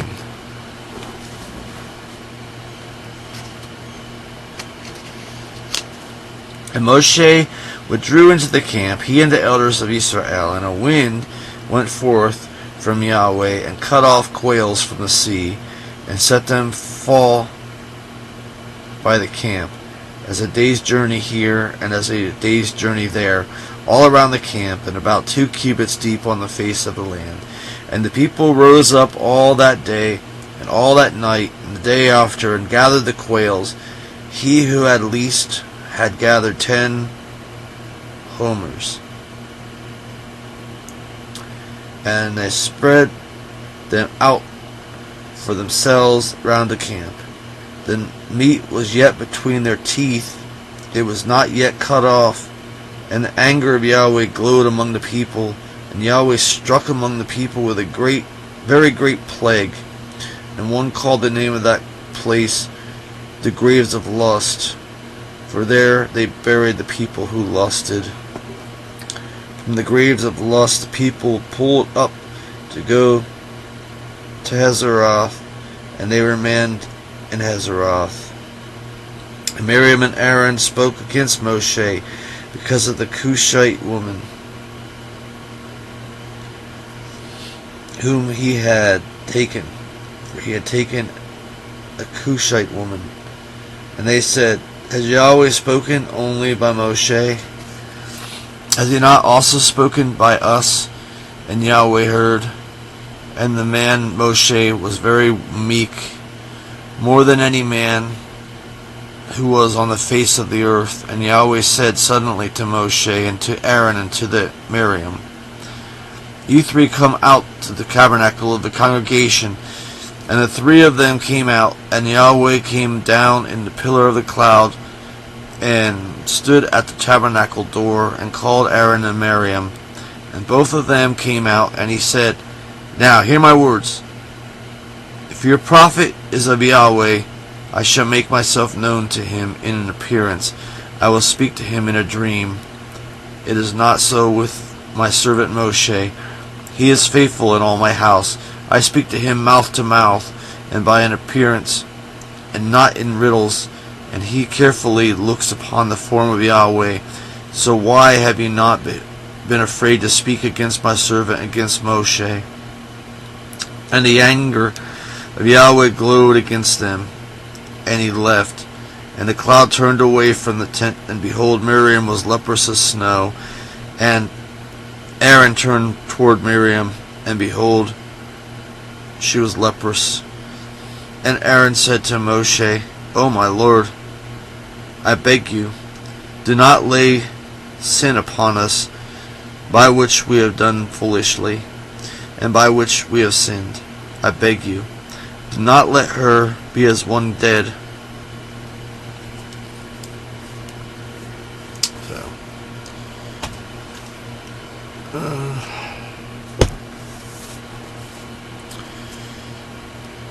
Let's see if I can see this.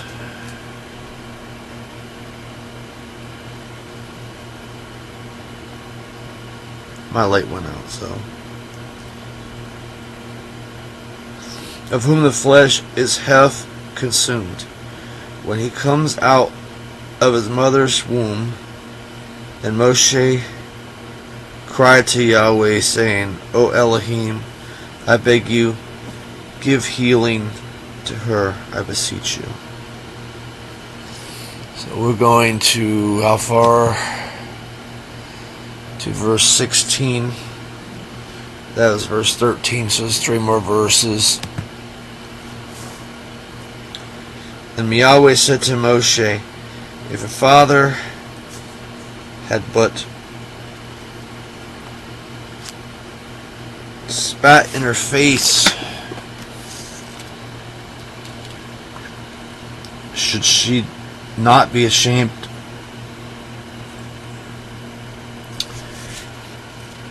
"7 days she shall be shut out 7 days at the outside of the camp, and afterward she shall be brought in." And Miriam was shut out at the outside of the camp 7 days, and the people did not pull up stakes until Miriam was brought in. And afterward the people pulled up from Hazeroth, and they encamped in the wilderness of Paran. So that is the end of the reading of the parsha for today.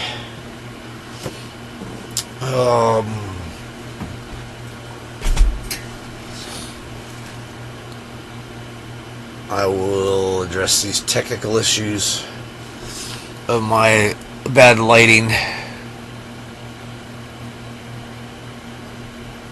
So,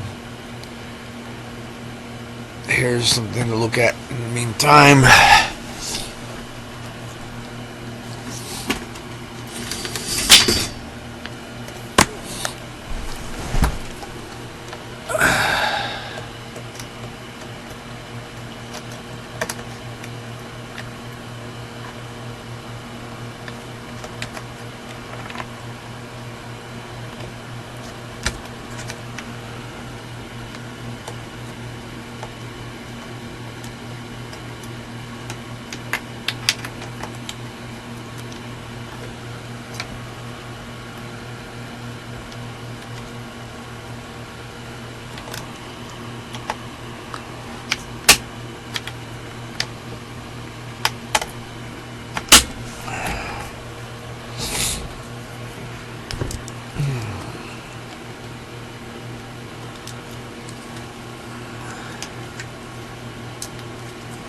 Okay. Now, returning back to my beautiful face. Okay. We got the people dying of the plague due to lust. And so that goes along with what I say. Elohim doesn't punish people out of meanness. It's like he gives them what they wanted and then lets them have the consequences for it because that's what they chose. And then with Moshe here, we got this interracial marriage going on. So there's your answer. You know, is interracial marriage allowed, whether it's difficult or not? Here we already saw the difficulties fighting between brother and sister over it, but it was allowed. Moshe's brother Aaron and his sister Miriam were in the wrong for telling him that he should not be with a Cushite woman.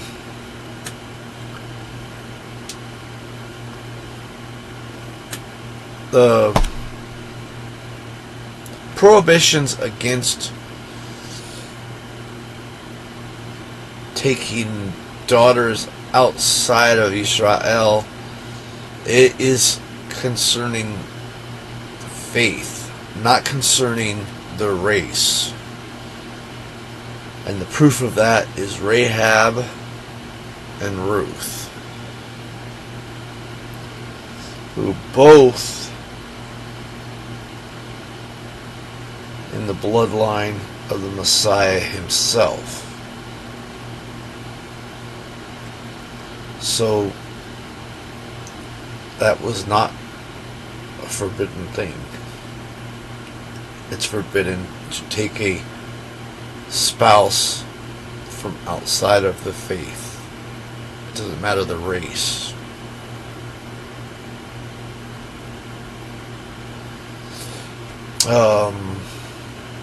Moving on, I guess, to the haftara. We got Zechariah chapter 8, verse 1 through Zechariah chapter 12, verse 16. That seems like I copied the wrong thing. I copied the wrong thing. So let me go back and figure that one out. I apologize for leading you astray by copying and pasting wrong, I guess.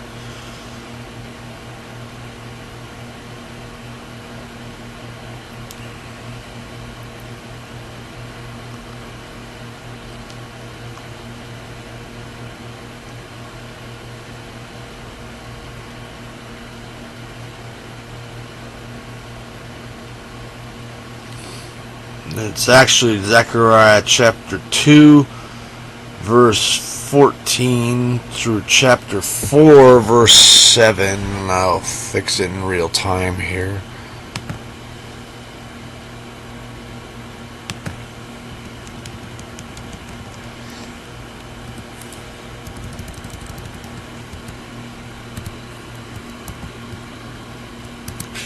Oops, I selected Cherokee there instead of English.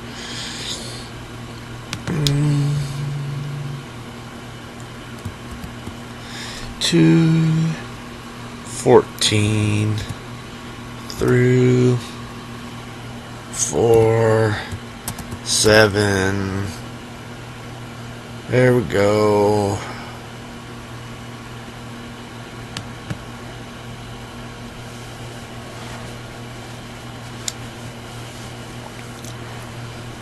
Gratitude.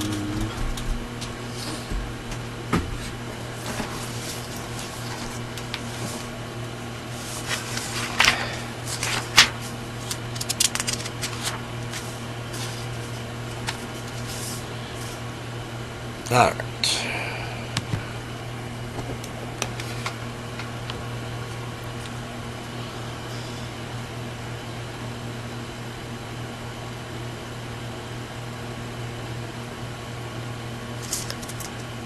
Two 14, right?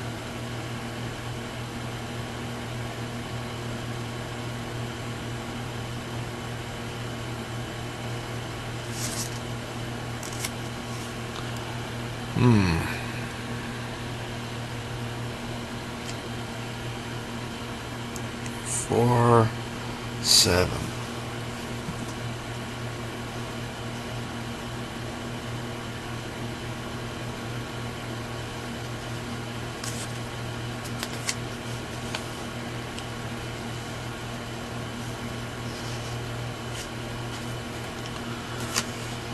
Sing and rejoice, O daughter of Zion, for lo, I come, and I will dwell among you, says Yahweh. And many nations shall be joined to Yahweh in that day, and they shall be my people, and I will dwell among you. And you shall know that Yahweh of hosts has sent me to you. And Yahweh shall possess Yehudah, his portion in the set-apart land. He shall again choose Jerusalem.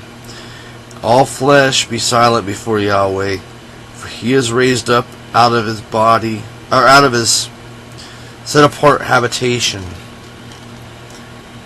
And he made me see Yahushua, the high priest, standing before the angel of Yahweh, and Satan standing at his right hand to accuse him. And Yahweh said to Satan, Yahweh rebuke you, Satan, and Yahweh, who has chosen Jerusalem, rebuke you. Is this not a brand plucked out of the fire? And Yahushua was clothed with filthy garments, and he stood before the angel, and he answered and spoke to those who stood before him, saying, Take away the filthy garments from him. And he said to him, Behold, I have caused your iniquity to pass from you, and I will clothe you with ceremonial robes. And I said, Let them set a clean turban on his head. And they set clean turban on his head, and clothed him with clothing. And the angel of Yahweh stood by, and the angel of Yahweh charged Yahushua, saying, So says Yahweh of hosts, If you will walk in my ways, and if you will keep my charge, then you shall also judge my house, and also keep my courts, and I will give you room to walk among those who stand by. So we'll keep going, I think, through chapter 4, verse 7.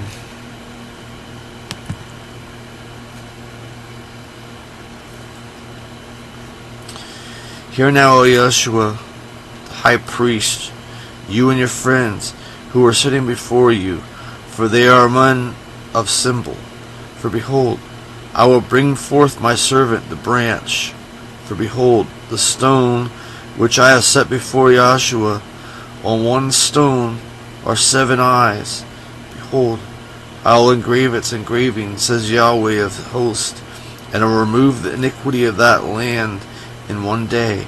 In that day, says Yahweh of hosts, you shall call each man to his neighbor to sit under the vine and under the fig tree.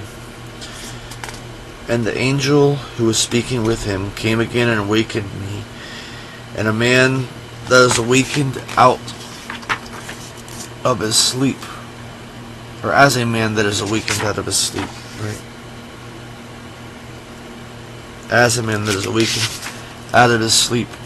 And he said to me, what do you see? And I said, I see and behold a lampstand, all of it gold, and a bull is on its top, and its 7 lamps are on it, and 7 spouts, each to the 7 lamps on its top, and 2 olive trees are beside it, one on the right of the bull, and the other on his left. And answered and spoke to the angel who was talking with me, saying, what are these, my Lord? And the angel who was speaking with me answered and said to me, do you not know what these are? And I said, no, my Lord. Then he answered and spoke to me, saying, this is the word of Yahweh,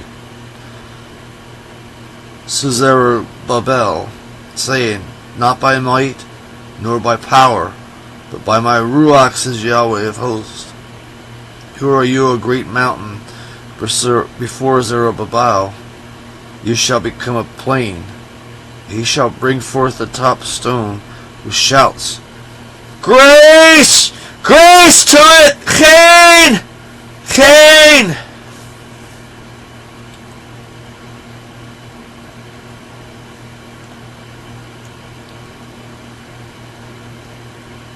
Here the Hebrews, Chaim! Chaim le! And the word of Yahweh was to me, saying, the hands of Zerubbabel have laid the foundation of this house. His hands shall also finish it. And you shall know that Yahweh of hosts has sent me to you. For who has despised the day of small things? For they shall rejoice, and shall see the plummet stone in the hand of Zerubbabel. These 7 are the eyes of Yahweh. They run to and fro through all the earth. So, perfect vision. And we're going to what? Verse what? Oh, we were supposed to stop at verse 7. Stop at grace to it. Oh well.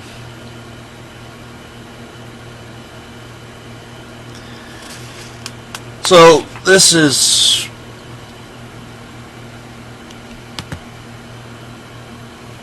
you lose this in the transliteration.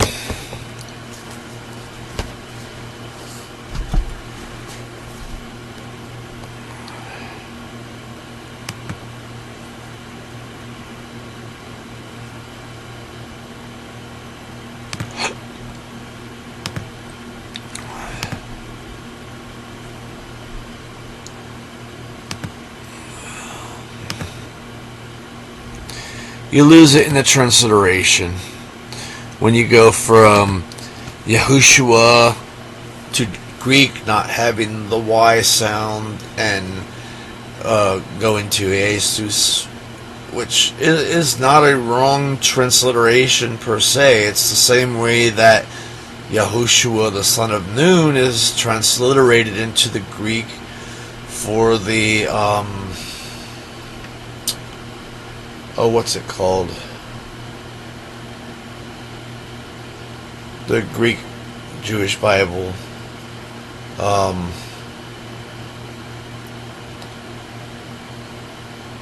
Yeah, my brain died today, I guess. But you know what I'm talking about. The Greek Jewish Bible.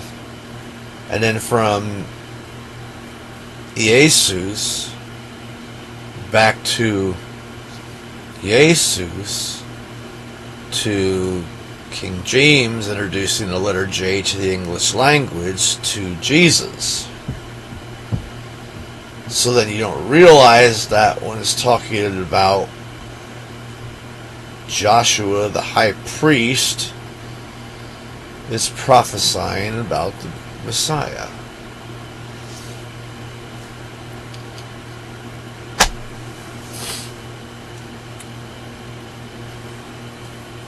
Moving on, I guess.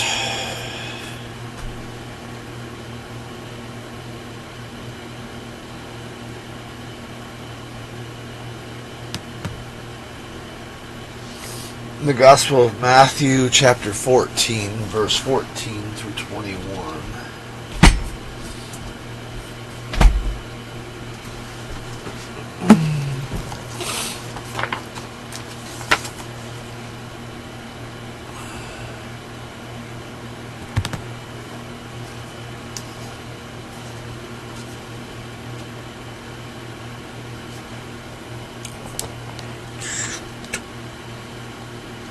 And hearing the crowds followed him on the foot of from the cities, and going out, Yahushua saw a great crowd and was filled with pity toward them. And he healed their infirm ones. And evening coming, his disciples came near to him, saying, "The place is desert, and the hour is already gone. Dismiss the crowds, that going away into the villages they may buy provisions for themselves." But Joshua said to them, "They have no need to go away. You give them food to eat." But they said to him, "We have nothing here except 5 loaves and 2 fish. And he said, "Bring them here to me." And commanding the crowds to recline on the grass, and taking the 5 loaves and 2 fish, looking up to Shamayim, he baruched, and breaking, he gave the loaves to the disciples, and the disciples gave to the crowds. And all ate and were satisfied. But they took up the leftover pieces, 12 hand baskets full, and the ones eating were about 5,000, besides women and children. So that, well, I said Baruch, that's bless, which means to bend at the knee and give to someone less than you. Well, I said Shamayim, it's referring to what people commonly call heaven. So this is about provision, right?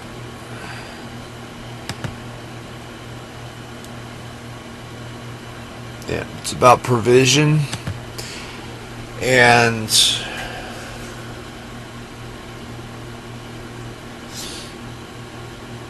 trusting. Just follow. Like I was saying in parsha, when the cloud went, they went and followed. When the cloud stopped, they stopped. When Yahshua went, they said follow. When Yahshua stopped, they stopped. But they didn't have food. That was no problem. Yahshua gave them food. Because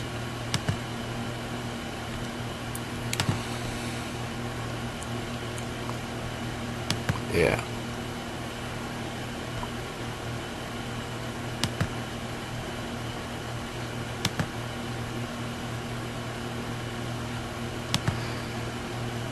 You don't stop following because of fears of not having worldly provision. He provides.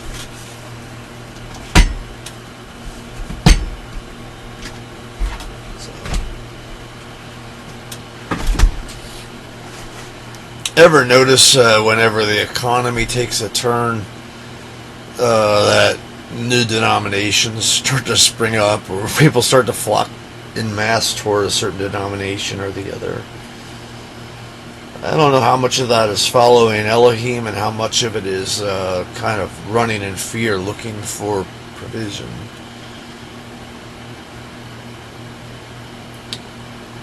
It may be. Maybe the lack of provision wakes people up that they had not been following.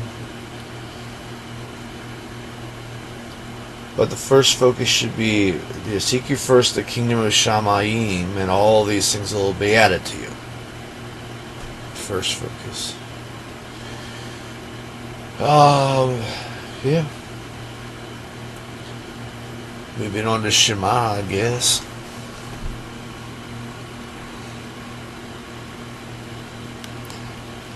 Well, kind of start to focus in prayer as I bring up the webcam over Israel, over Jerusalem at the wall, so that we can Shema.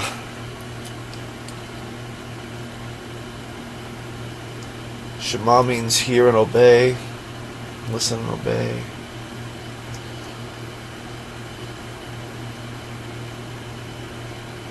This goes along with what I'm saying. When the cloud stops, you stop. When the cloud moves, you move. It's a journey. It's not a magic prayer. It's a journey. If you choose to connect,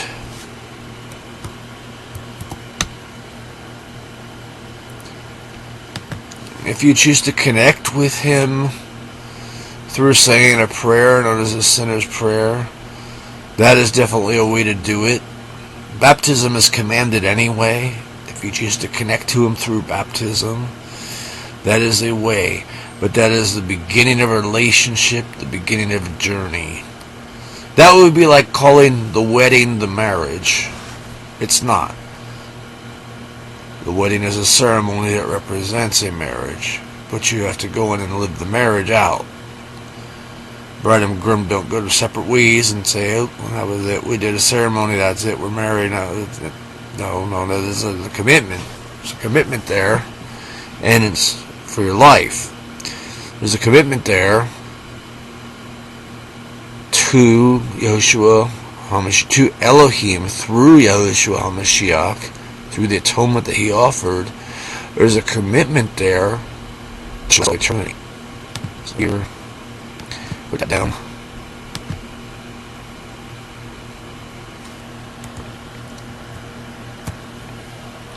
And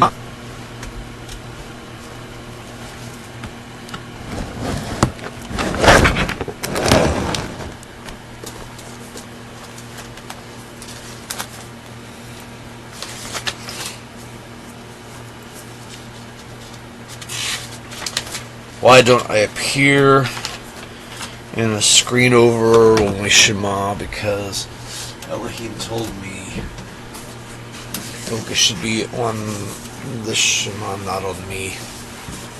Focus should be on Him.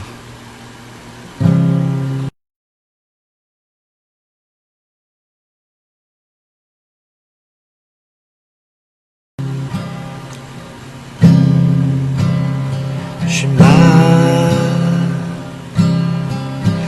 Israel Adonai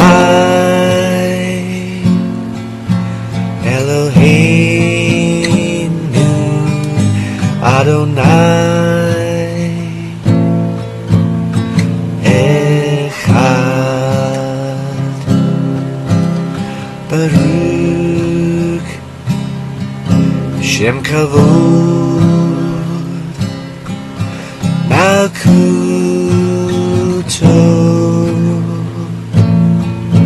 Leolam Va'ed,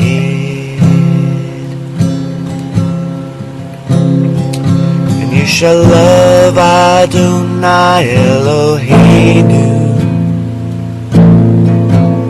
with all of your heart, with all of your soul, with all of your might. And these words that I command you today shall be on your heart. You shall teach them diligently unto your children. You shall talk of them when you sit in your house, when you walk by the way, and when you lie down, and when you rise. You shall bind them as a sign on your hand. They shall be as frontlets between your eyes. You shall write them on the doorpost of your house and on your gates. You shall love Adonai Eloheinu with all of your heart, with all of your soul, with all of your might. You shall love your neighbor as yourself. Don't forget, you were strangers in the land of Egypt.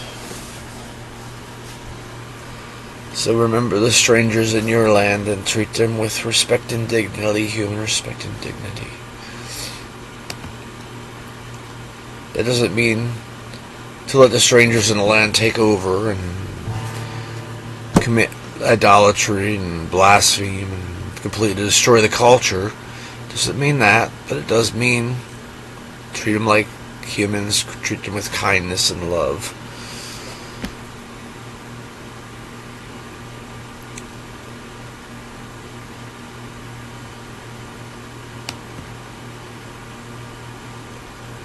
Let's see.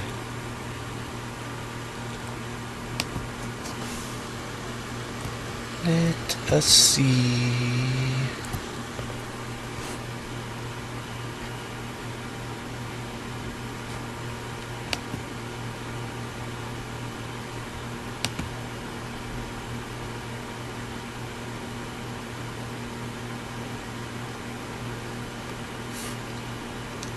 What's going on here? There it is.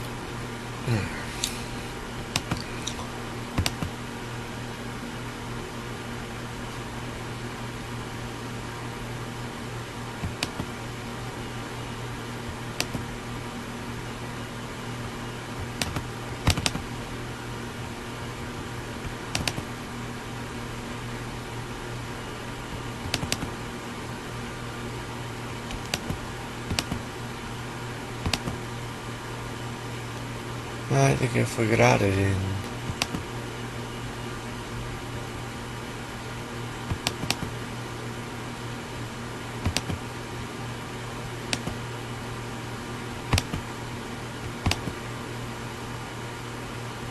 Alright.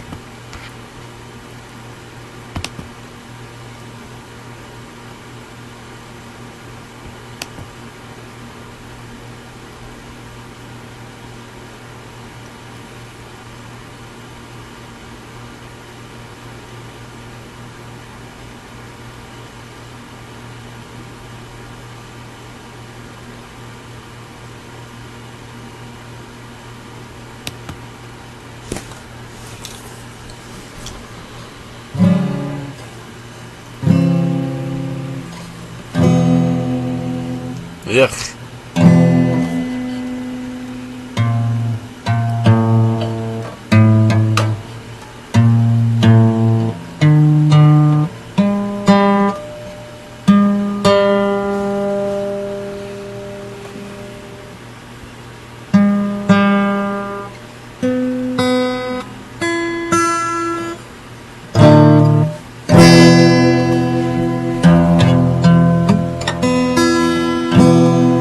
Sounds better. Doesn't that sound better?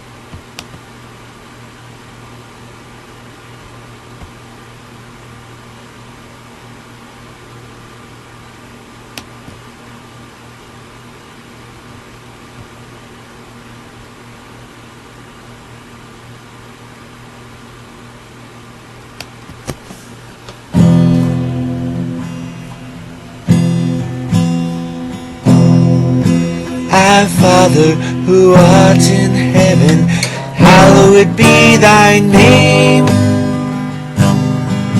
Thy kingdom come, thy will be done, on earth as it is in Shamayim.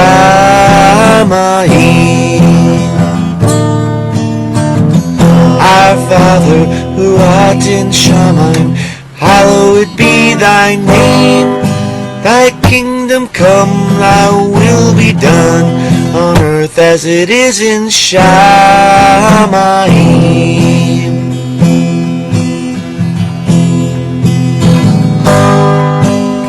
Give us this day our daily bread. Forgive us our trespasses, as we forgive them that trespass against us. Forgive us our trespasses. Whoa. Our Father, who art in Shamayim, hallowed be thy name. Thy kingdom come, thy will be done, on earth as it is in Shamayim.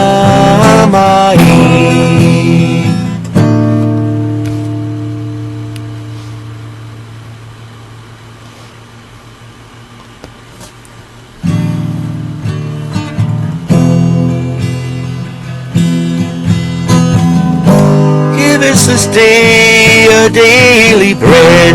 Forgive us our trespasses, as we forgive them that trespass against us. Forgive us our trespasses. Whoa. Our Father, who art in Shamayim, hallowed be thy name. Thy kingdom come, thy will be done, on earth as it is in Shamayim.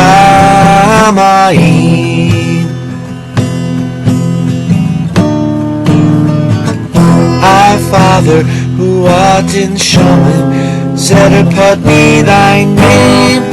Thy kingdom come, thy will be done, on earth as it is in Shamayim.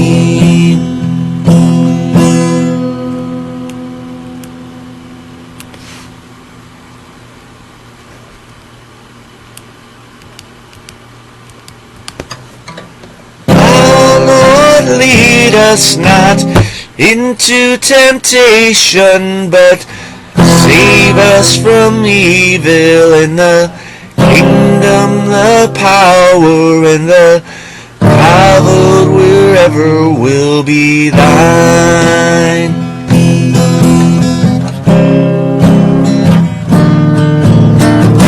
Our Father, who art in Shamayim, hallowed be thy name. Thy kingdom come, thy will be done, on earth as it is in Shamayim.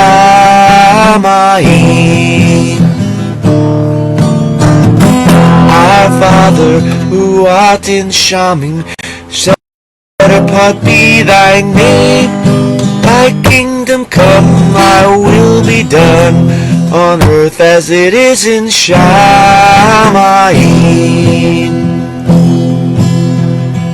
Our Father, who art in Shamayim, set apart be thy name. Thy kingdom come, thy will be done, on earth as it is in Shamayim.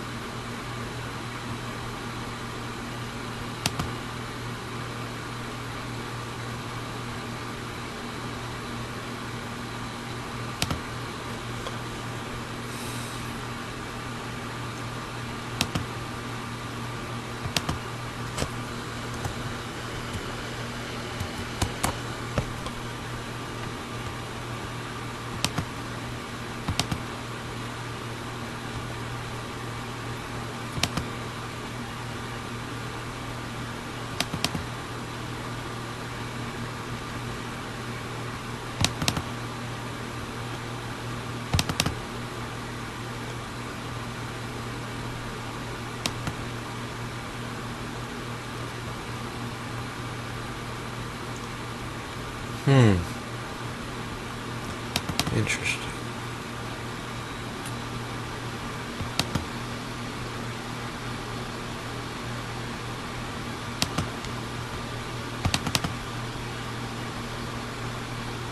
No, that's not it.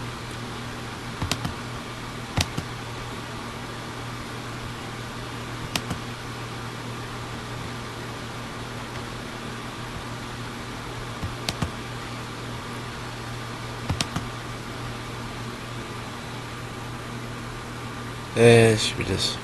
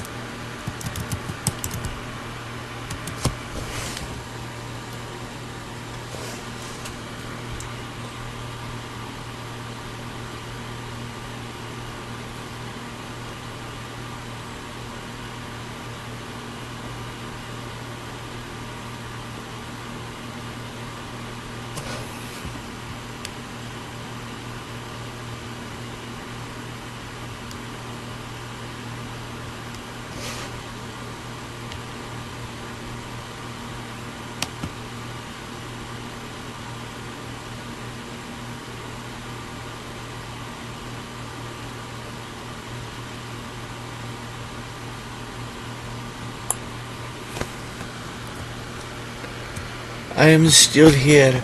I promise I am still here.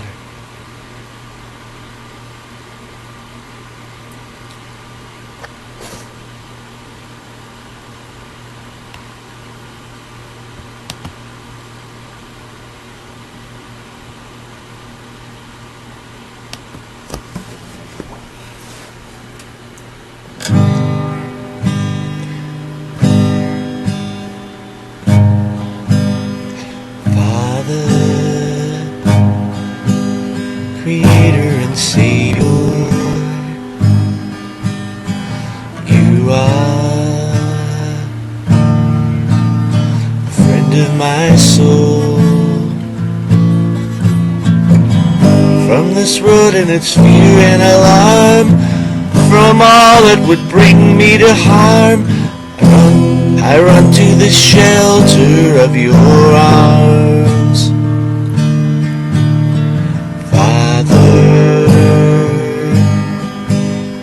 Here in your presence,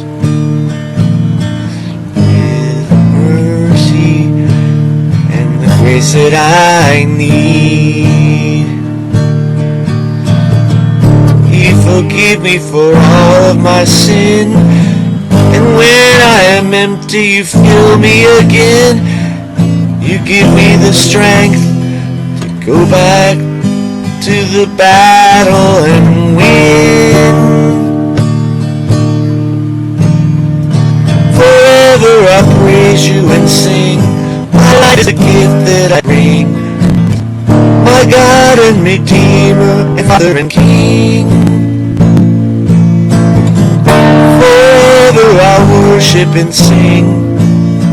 My heart is the gift that I bring. My God and Redeemer and Father and King. Father, your children adore you. There is no other like you. No other so kind, ocean true, so loving in all that you do, all covered in honor and forever and ever belongs to you. Forever we'll praise you and sing. Our lives are the gifts that we bring. Our God and Redeemer and Father and King. Forever we'll worship and sing. Our hearts are the gifts that we bring to our God and Redeemer and Father and King.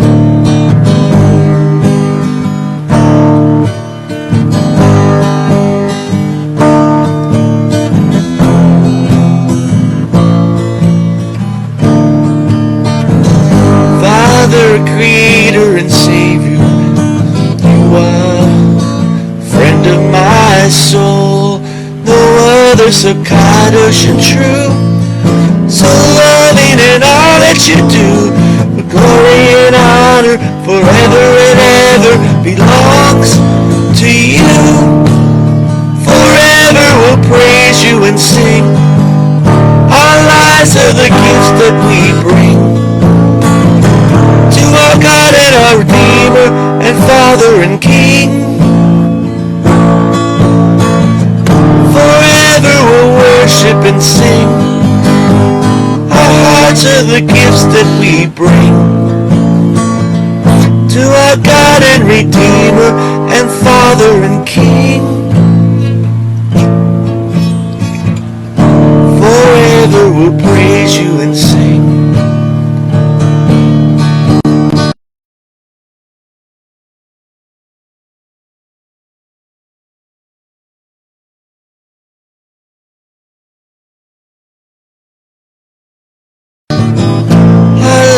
Are the gifts that we bring to our God and Redeemer and Father and King.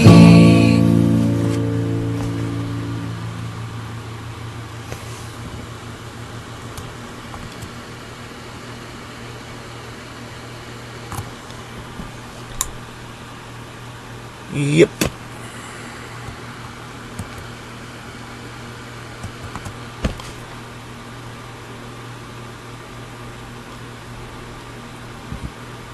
Okay.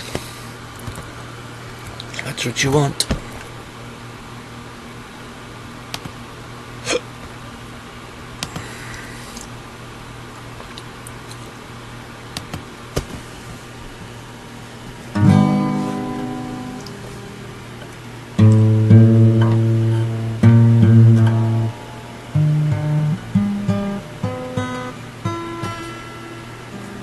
That's a little nasty.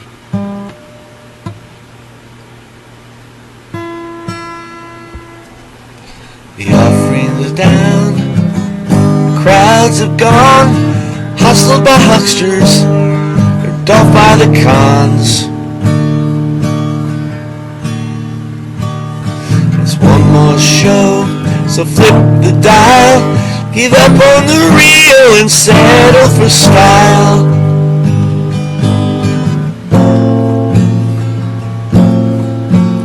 Just open your ears to the people you meet. Even your name is a joke on the street. Critics laugh, they turn away. Why should they believe what you're trying to say?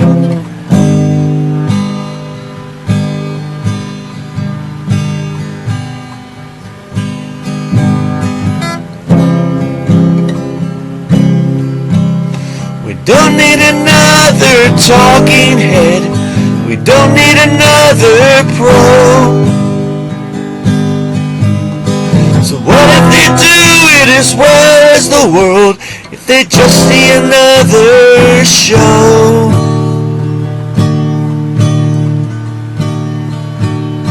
We light the candle, we ring the bell, playing the rules that we learned so well.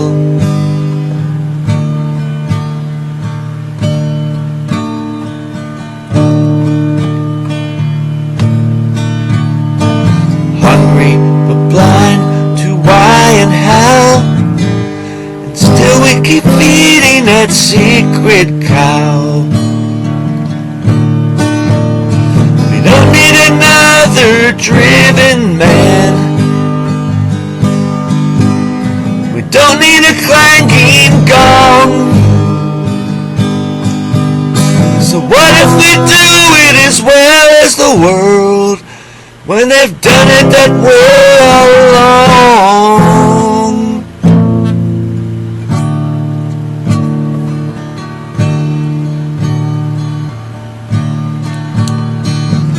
There is a life that is real to the touch, when somebody needs a hand. Maybe after you stop the bleeding,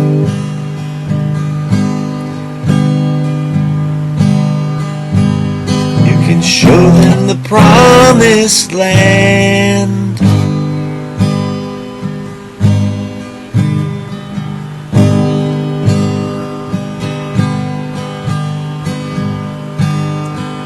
Just like the unbelieving brothers of Yahshua,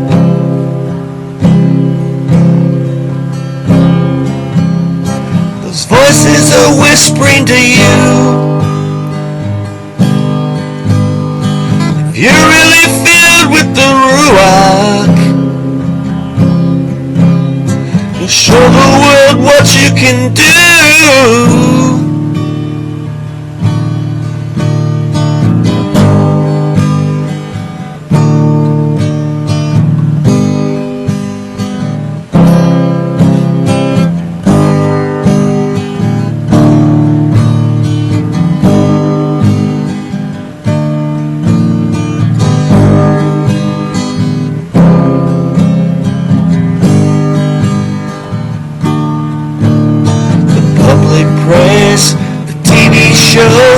They're all well and good as far as they go,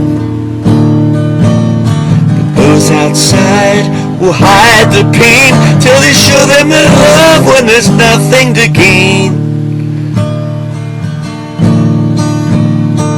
We don't need another star of the stage or the screen.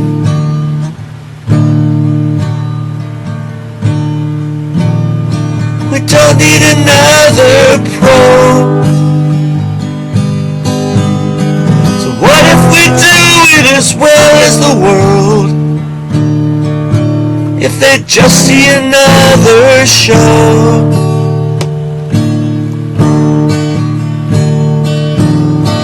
Where is the heart of compassion that answers the cry of despair?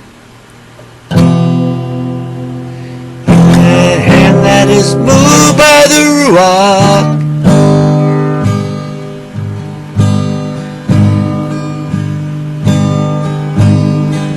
is the proof that Eloheinu is there.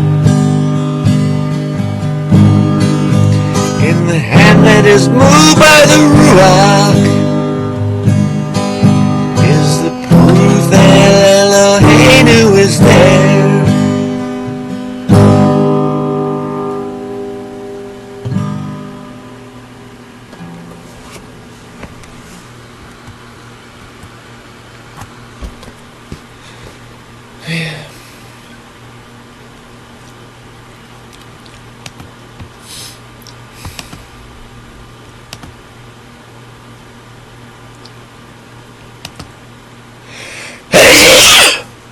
Excuse me, please. Okay.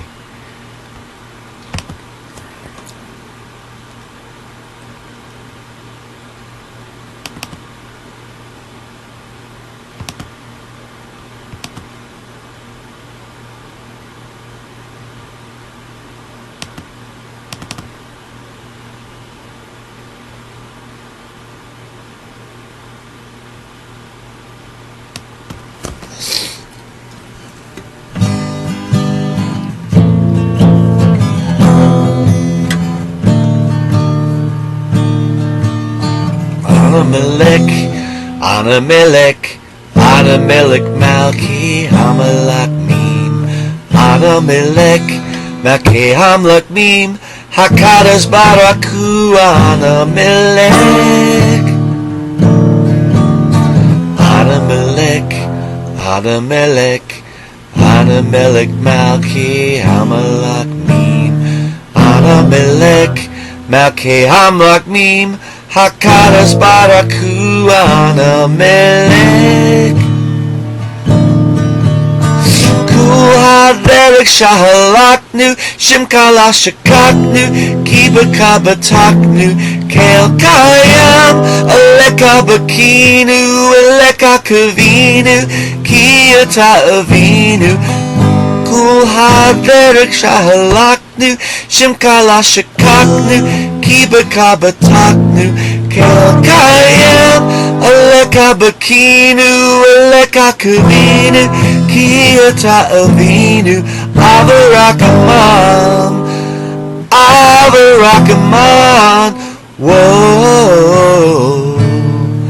Anamelech, Anamelech, Anamelech Malki, Hamalak Mim, Anamelech, Malki, Hamalak Mim, Hakadas Baraku, Anamelech.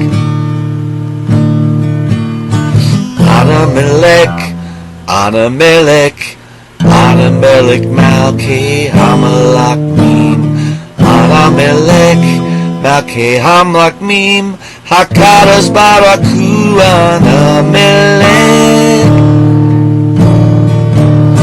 Kul Haderek Shahalaknu, Shimkala Shakaknu, Kiba Kabataknu, Kel Kayam, Aleka Bakinu, Aleka Kavinu, Kiyata Avinu.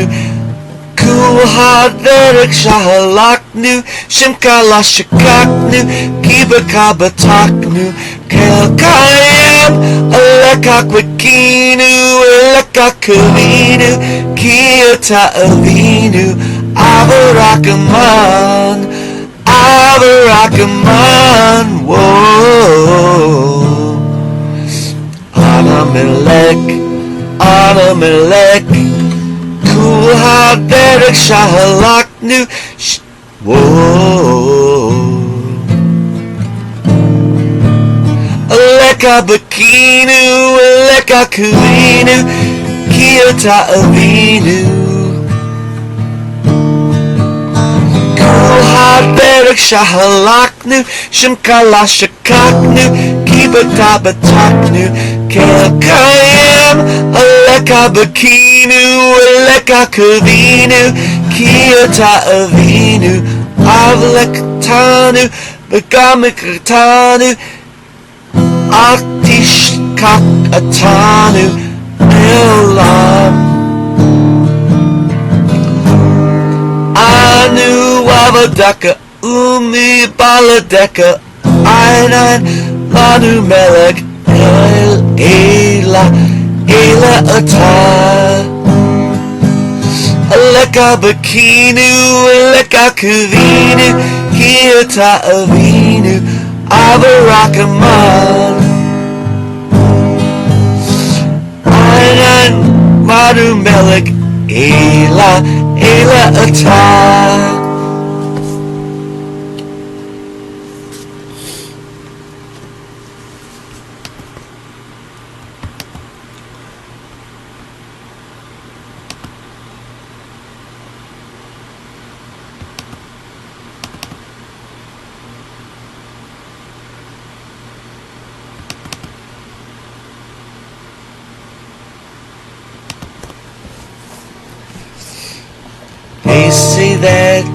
They say that you can't forgive this sin, but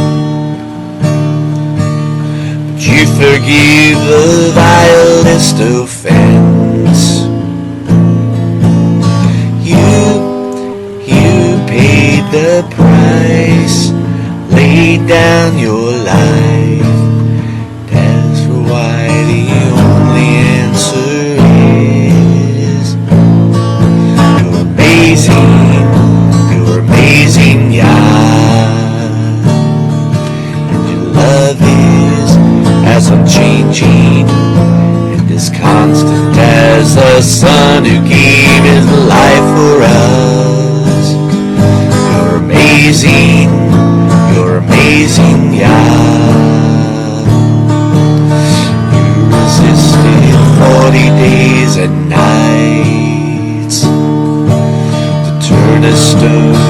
a loaf of bread. You live the perfect life, we are far behind you. I know there's grace for us because you're amazing, yeah. Your love is as unchanging and as constant as the sun who gave his life for us. You're amazing, yeah. Yahweh is for us, who can be against us? Who can find a grain of sand at the bottom of the sea? You're amazing.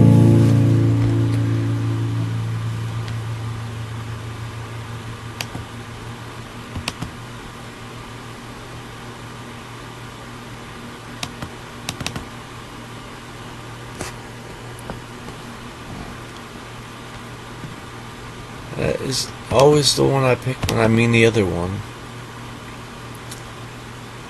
Because I don't think I have it in here.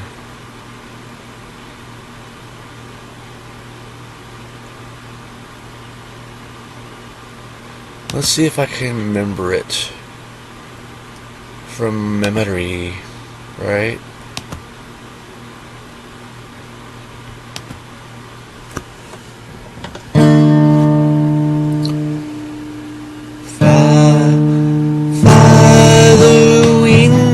That you are holy.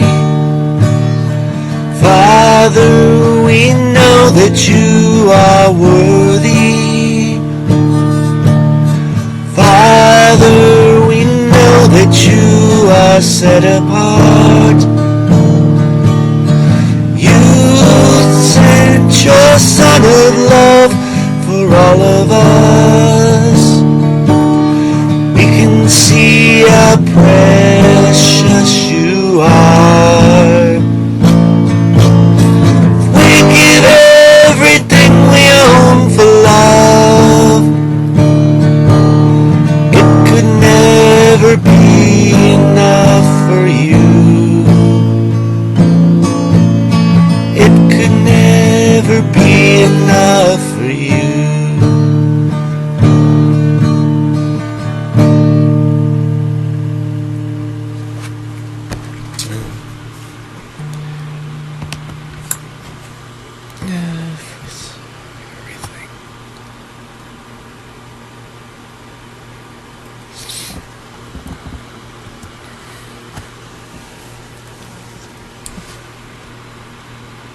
Yeah.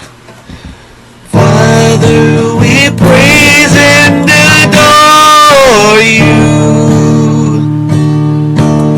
There's none like you in all the earth. No one filled with mercy and goodness.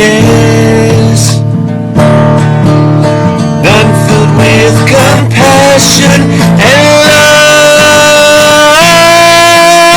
No one else would send his Son to die for us. No one else would give up everything for us. Father, we praise and adore you. There is none like you in all the earth.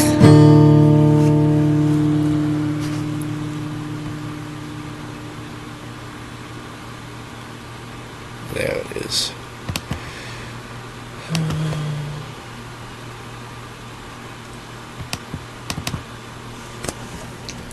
I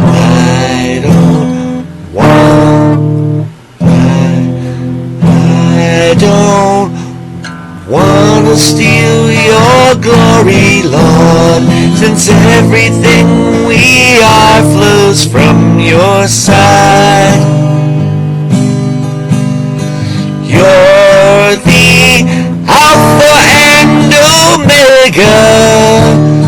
beginning and the end.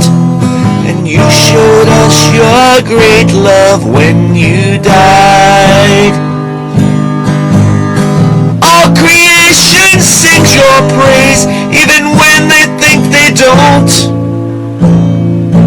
It's absurd to think that you could be denied,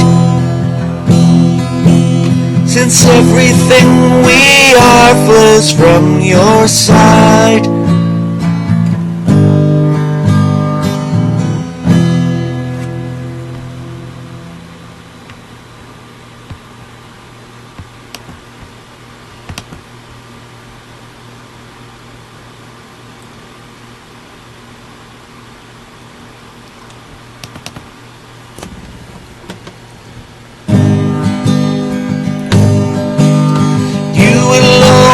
Great Lord and worthy to be praised. You alone are great Lord and worthy to be praised. Everybody sing with me and praise His Kadosh name. Everybody sing with me and praise His Kadosh name. Wonderful Counselor and Ancient of all days. Everybody sing with me and praise His Kadosh name. You alone are great, Lord, and worthy to be praised.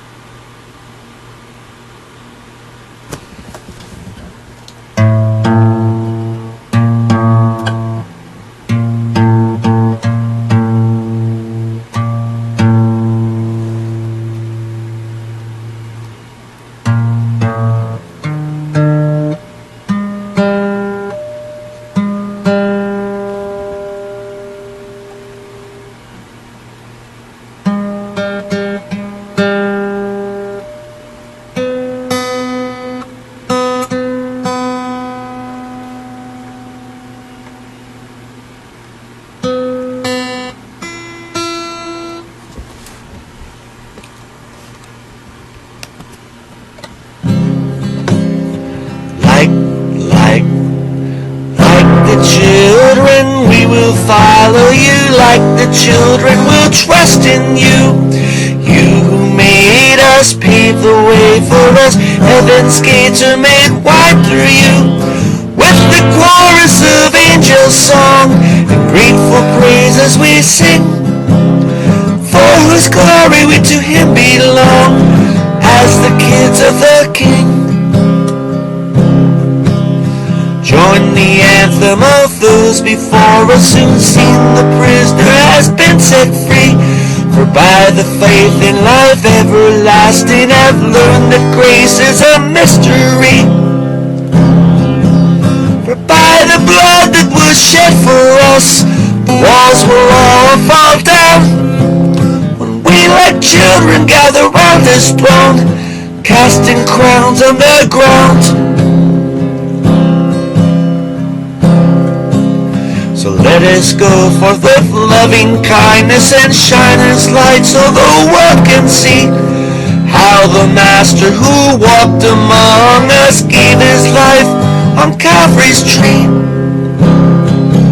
And by His pure spotless sacrifice paid the price for our sin.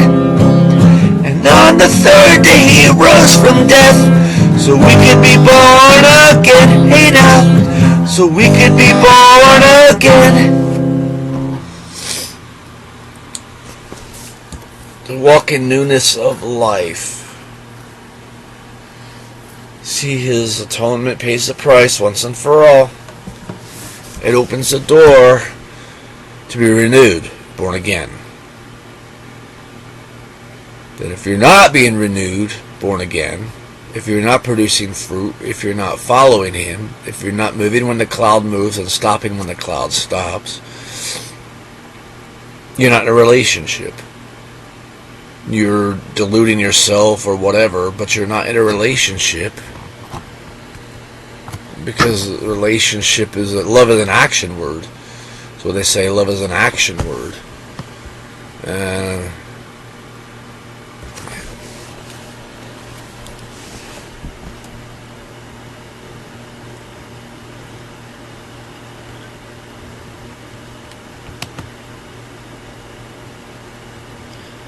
Let's see.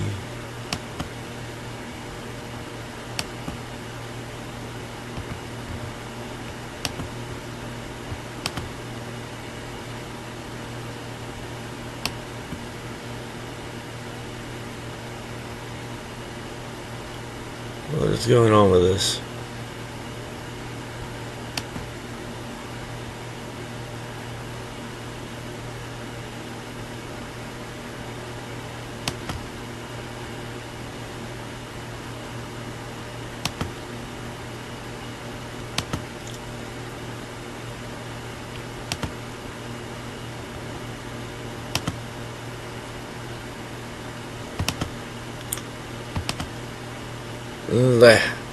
Now we're moving again. Now that we have motion picture.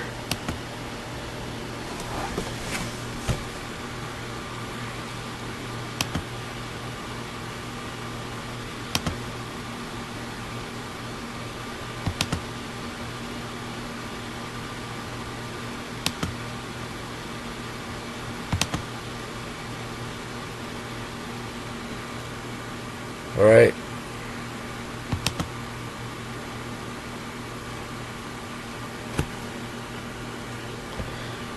Yeah, okay, motion picture again, good. Back to worshiping.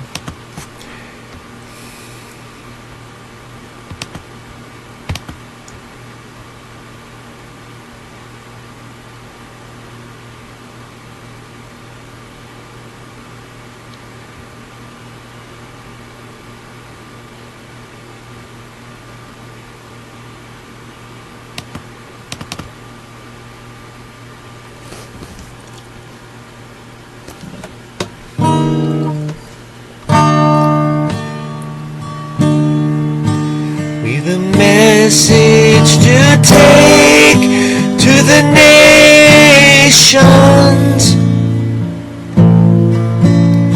a promise of hope and love. Yeshua, the son of El, died and rose again, so we could be free our sin. It's no longer I who lives, but Yeshua lives in me. I'm crucified with him upon that tree. It's Yeshua, the son of El, died and rose again, so we could be free from our sin.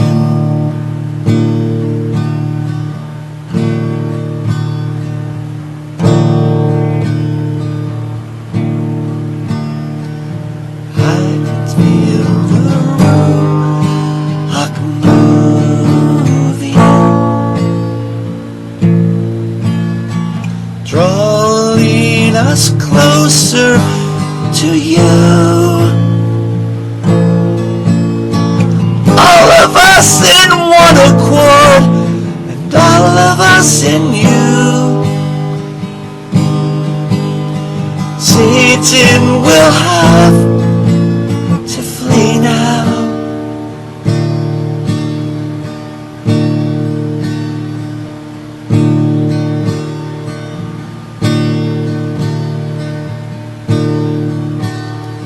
So I'll go on living, because I know you can, and go on believing in love.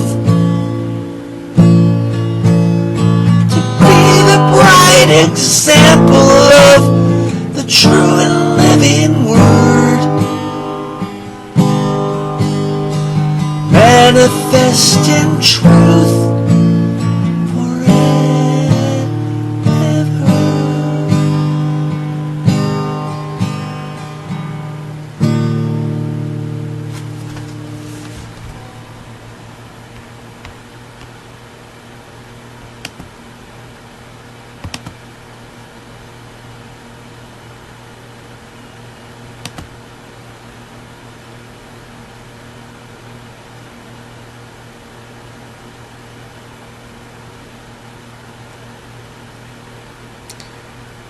Sweet hour of prayer, sweet hour of prayer.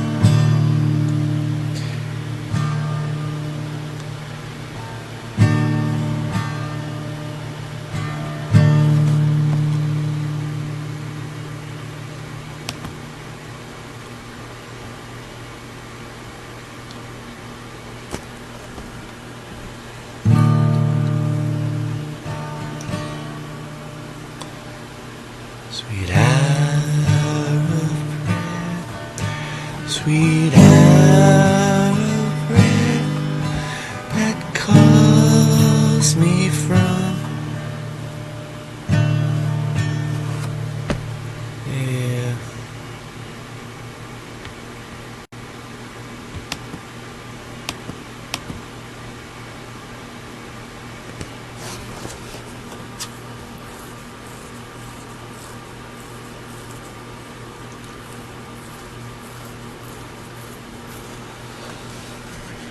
Word of care that bid me at my Father's throne.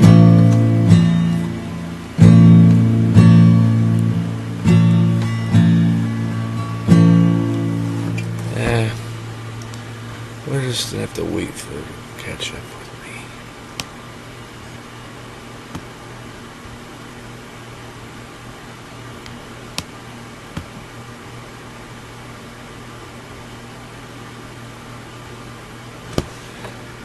Bids me from his throne. Make all my wants and wishes known. In seasons of distress and grief, often found relief. Love escaped the tempter's snare. By thy return, sweet hour of prayer, sweet hour of prayer, sweet hour of prayer. The joys I feel is I share of all who just spirits burn, strong desires for thy return. Such I hasten to the place where God my Savior shows his face, and gladly take my station there and wait for thee, sweet hour of prayer.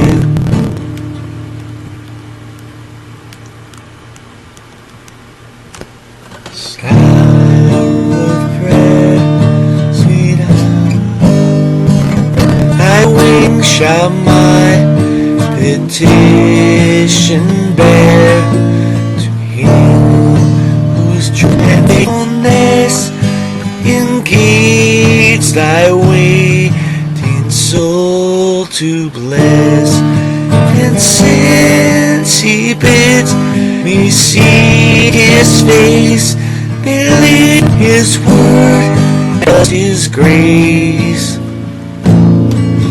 I'll trust him in my every care and wait for the hour of prayer.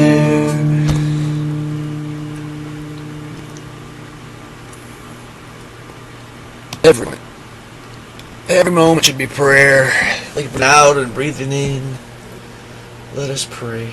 Every moment, a relationship. Like I'm saying.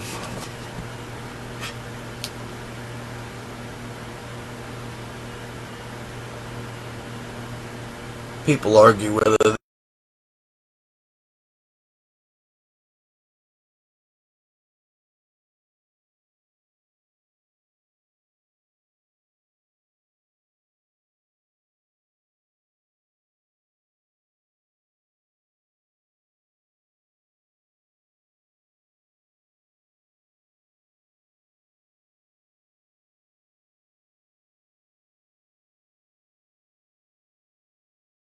they can hear Elohim's voice, or whether it's schizophrenia, or rather how you just know in your heart that he's speaking. And you don't even be concerned about that. Just, if he's talking to you, you know.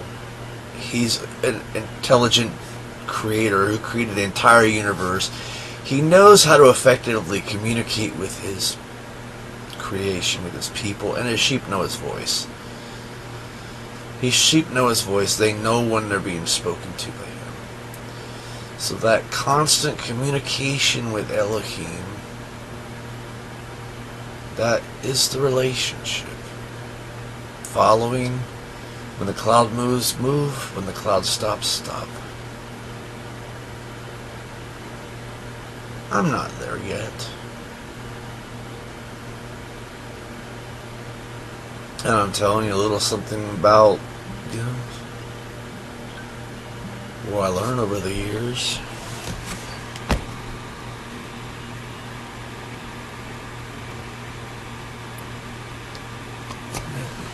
Let's do that blessing. I don't give a blessing. We just rehearse it together. The high priest, when he's in our midst now, through his Ruach HaKadosh, but he give the blessing. But let's rehearse it together. Yevarecha. Yevarecha Adonai ve'yishmerecha Yair Adonai. Peace, love, elecha, bechunecha, Esa Adonai, penav elecha, veyasem echem shalom. Adonai bless you and keep you. Adonai make his face shine on you and be gracious to you. Adonai turn his face towards you and give you peace. So, Shabbat Shalom and Shavua Tov, and have a great Oneg Shabbat. Look forward to the day that we all eat together. First of all, just maybe in this life, and also during